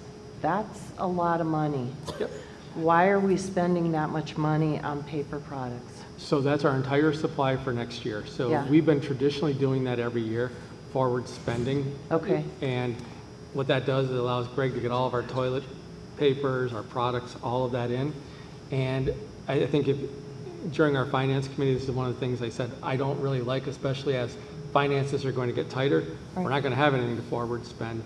Right. So next year in our newly adopted budget, we are already putting those paper products in. So Okay. we won't see this as forward spending next year. It'll automatically be part of it. So we're actually going to be doing a kind of a double order. Okay. This one plus a new one for the next school year. Okay. Okay. Trying to get it back in the budget. So Yeah. yeah. Good. Okay.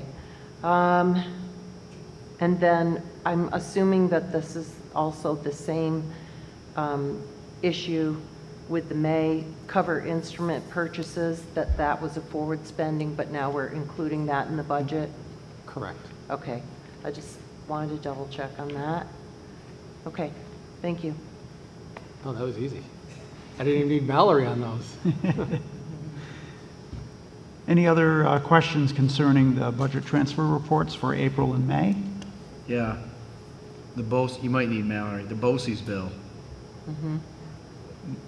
Is that 100, for the May was 172, transfer of $172,310. So is that new services? Is it? That one I'm going to need Mallory. Sorry to put you on the spot. I was curious about a couple of these, and then I got away on me and didn't get an email sent out, so.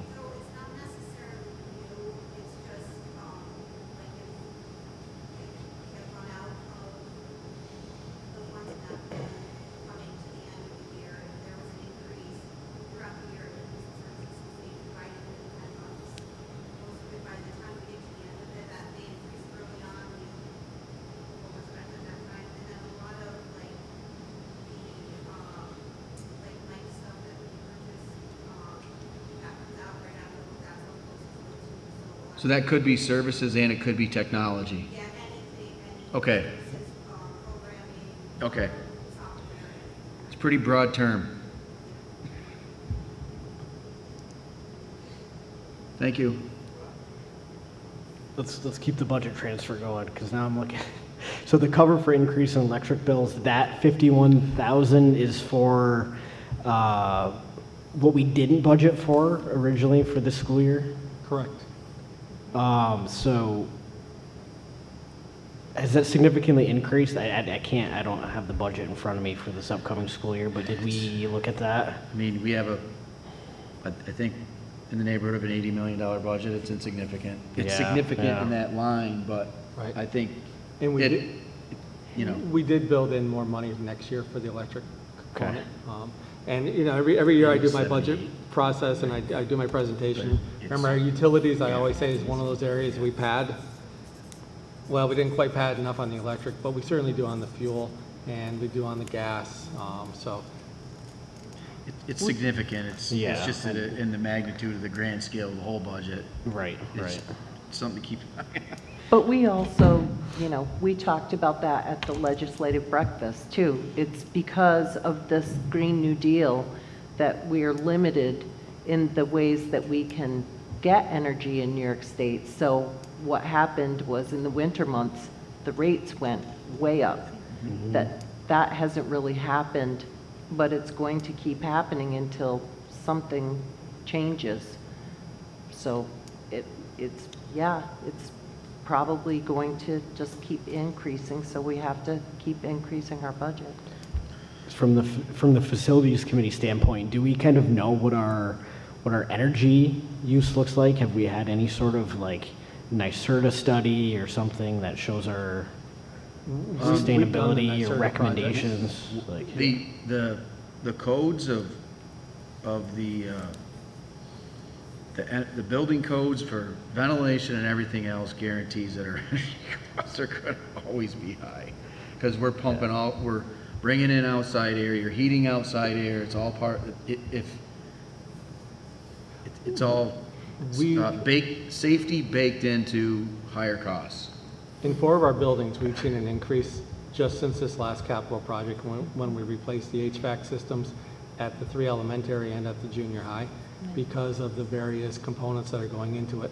We will see that we're going to see a natural consumption increase once we do this high school project as well. It's the nature of the beast. If we could continue to use 25 and 40-year-old HVAC systems and stay grandfathered under the old regs, we'd be golden, except for the fact that those 25 and 40-year-old systems are breaking down. It's the new regs, and this is one of the things, and I think Nicole's been part of some of these meetings where we have just kind of the internal group, and we're talking about energy savings that are required by SED, whether it be the occupancy sensors or the dimming mechanisms for the lights, depending on the light output that's coming through the windows. And we're really begging, please, avoid as much of that as we possibly can, because the amount that we save on our energy is now going to be taken up at personnel, because every time those things go wrong, those are high-end computerized systems, and they do fail. Probably Mr. Prater knows that better than anybody. And so we end up with this Cadillac version of something that doesn't work, and it's cost us more in the long run than having a light left on for an extra 20 minutes. The controls and the intricacies of the controls that exist to save money very expensive is a paradox to me. At the end of the day, I've always wrestled with it, and my friends in the control industry would probably dislike me for some of my thoughts on this if I was to break it down and start doing numbers on it. But it's the world we live in now, and it's the requirements of SED, and it's baked in that OX sensors and a certain number of cubic feet per minute of fresh air brought into rooms based on sizes and everything. It's just the world we live in schools now. So in essence, new systems are less efficient? No, the new systems are efficient. They've got expensive controls baked in to make them efficient, but when it all breaks, And then there's more That's where the systems. efficiency, More, okay. there's more systems, and then they're more expensive, and you need a better technician to fix them, or you can't even get a technician to fix them because they're industry proprietary protected, and you have to call the company, and they don't leave for less than $1,000 to even drive up. I mean, this is the reality. And the boiler's going to use less natural gas, but it's going to take more electricity to run because of all the electronic controls throughout the system. So, you know, it's an ebb and flow type thing, and again, like Kevin said, it's getting harder and harder to do some of our own work. Some of it you can't even touch it. They've got it built, baked in. You can't even open it up because no one has the skill, and it'll void warranties. Void the warranty. And we are working on that as well. As we go out to bid, and as we're writing the specs, one of the things that Mr. Tessier really wants us to be able to do is to write into the specs that whatever systems we go to, those manufacturers, the contractors will provide our building mechanics that training, that certification that they need, so that therefore we can try to do as much of that in-house as we possibly can in the future. We're trying, whether we're going to be successful with that or not. Yep. Fun stuff. I'd like to make a motion to approve the budget transfer reports from April and May. Very good. Good move. Thank you, Mr. Tooth. I'm not kidding. We need a second. I second. Second. I like the way he thinks. Third. All in favor? Yes. There's no one opposed. Okay, moving on. I think we can move on to other items for action now. And first up is the approval of the professional learning stipends. So move. Second. Questions or comments? All in favor? Opposed? That carries. Approval of the AIS RTI plan. So move. Second. Questions? All in favor? Okay. Approval of the bus utilization request from Massena Recreation. So move. Second. Questions? All in favor? Next is the bus utilization request from PAL. So move. Second. Any questions? All in favor? Okay. Next is the approval of a homeschool student request for special services. So move. Second. Any questions? Yes. Are we mandated to do this? Yes, and Okay. it met the deadline. Okay, thank you. It's not for fun. Any further questions? All in favor? Okay. Approval of the agreement with Rochester Regional Health. So move. Second. All in favor? Okay. Approval of TVI services contract. So moved. Second. Questions or comments? All in favor? Okay. Approval of the solid waste and recycling service bid. So move. Second. Any questions or comments? All in favor? Okay. And approval of personnel action items, Mr. Burke.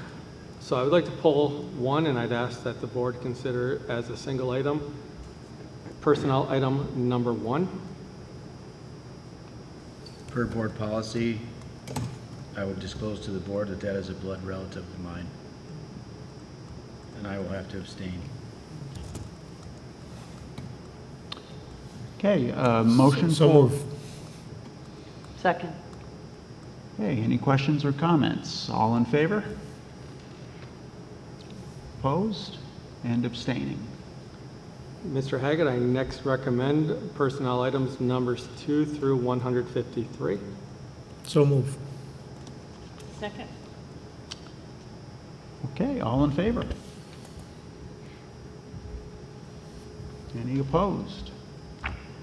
Those carry. And we've reached the point I where... have one more. Oh, excuse me, I'm sorry. No, that's okay, because Mr. Princep's been waiting so long, I don't dare miss this one. And Mr. Princep is being recommended as our assistant principal for the junior high. So I also recommend items numbers 154 through 161 as noted on the addendum. So moved. Second. Any questions? All in favor?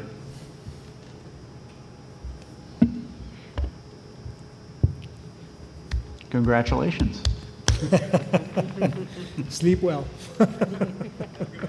You too. Moving on to new business, are there any items for future agendas? I brought up earlier that I'd like to discuss the NISBA board vacancy at the next meeting and hopefully make a nomination or two. A while back, I asked for an update. I think I even said I don't necessarily need a presentation, but I'm just curious to know how our collaboration is going with Canton College from here at the high. And like I said, I don't want anybody to spend hours making a presentation. Like a short email is good, but Yep, I will get that from, what I'd like to do is wait Super until we curious finish about it. next week and we can show you exactly how many college credits have been earned through SUNY Canton. be great. Absolutely. Thanks. Any other future agenda items?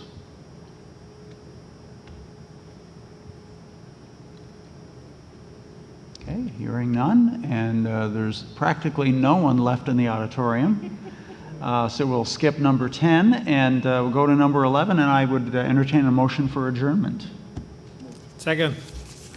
All in favor? Andrew, once again, thank you for your service to our board, and enjoy the last few days of school and graduation, and best of luck to you in the future. Come back and see us.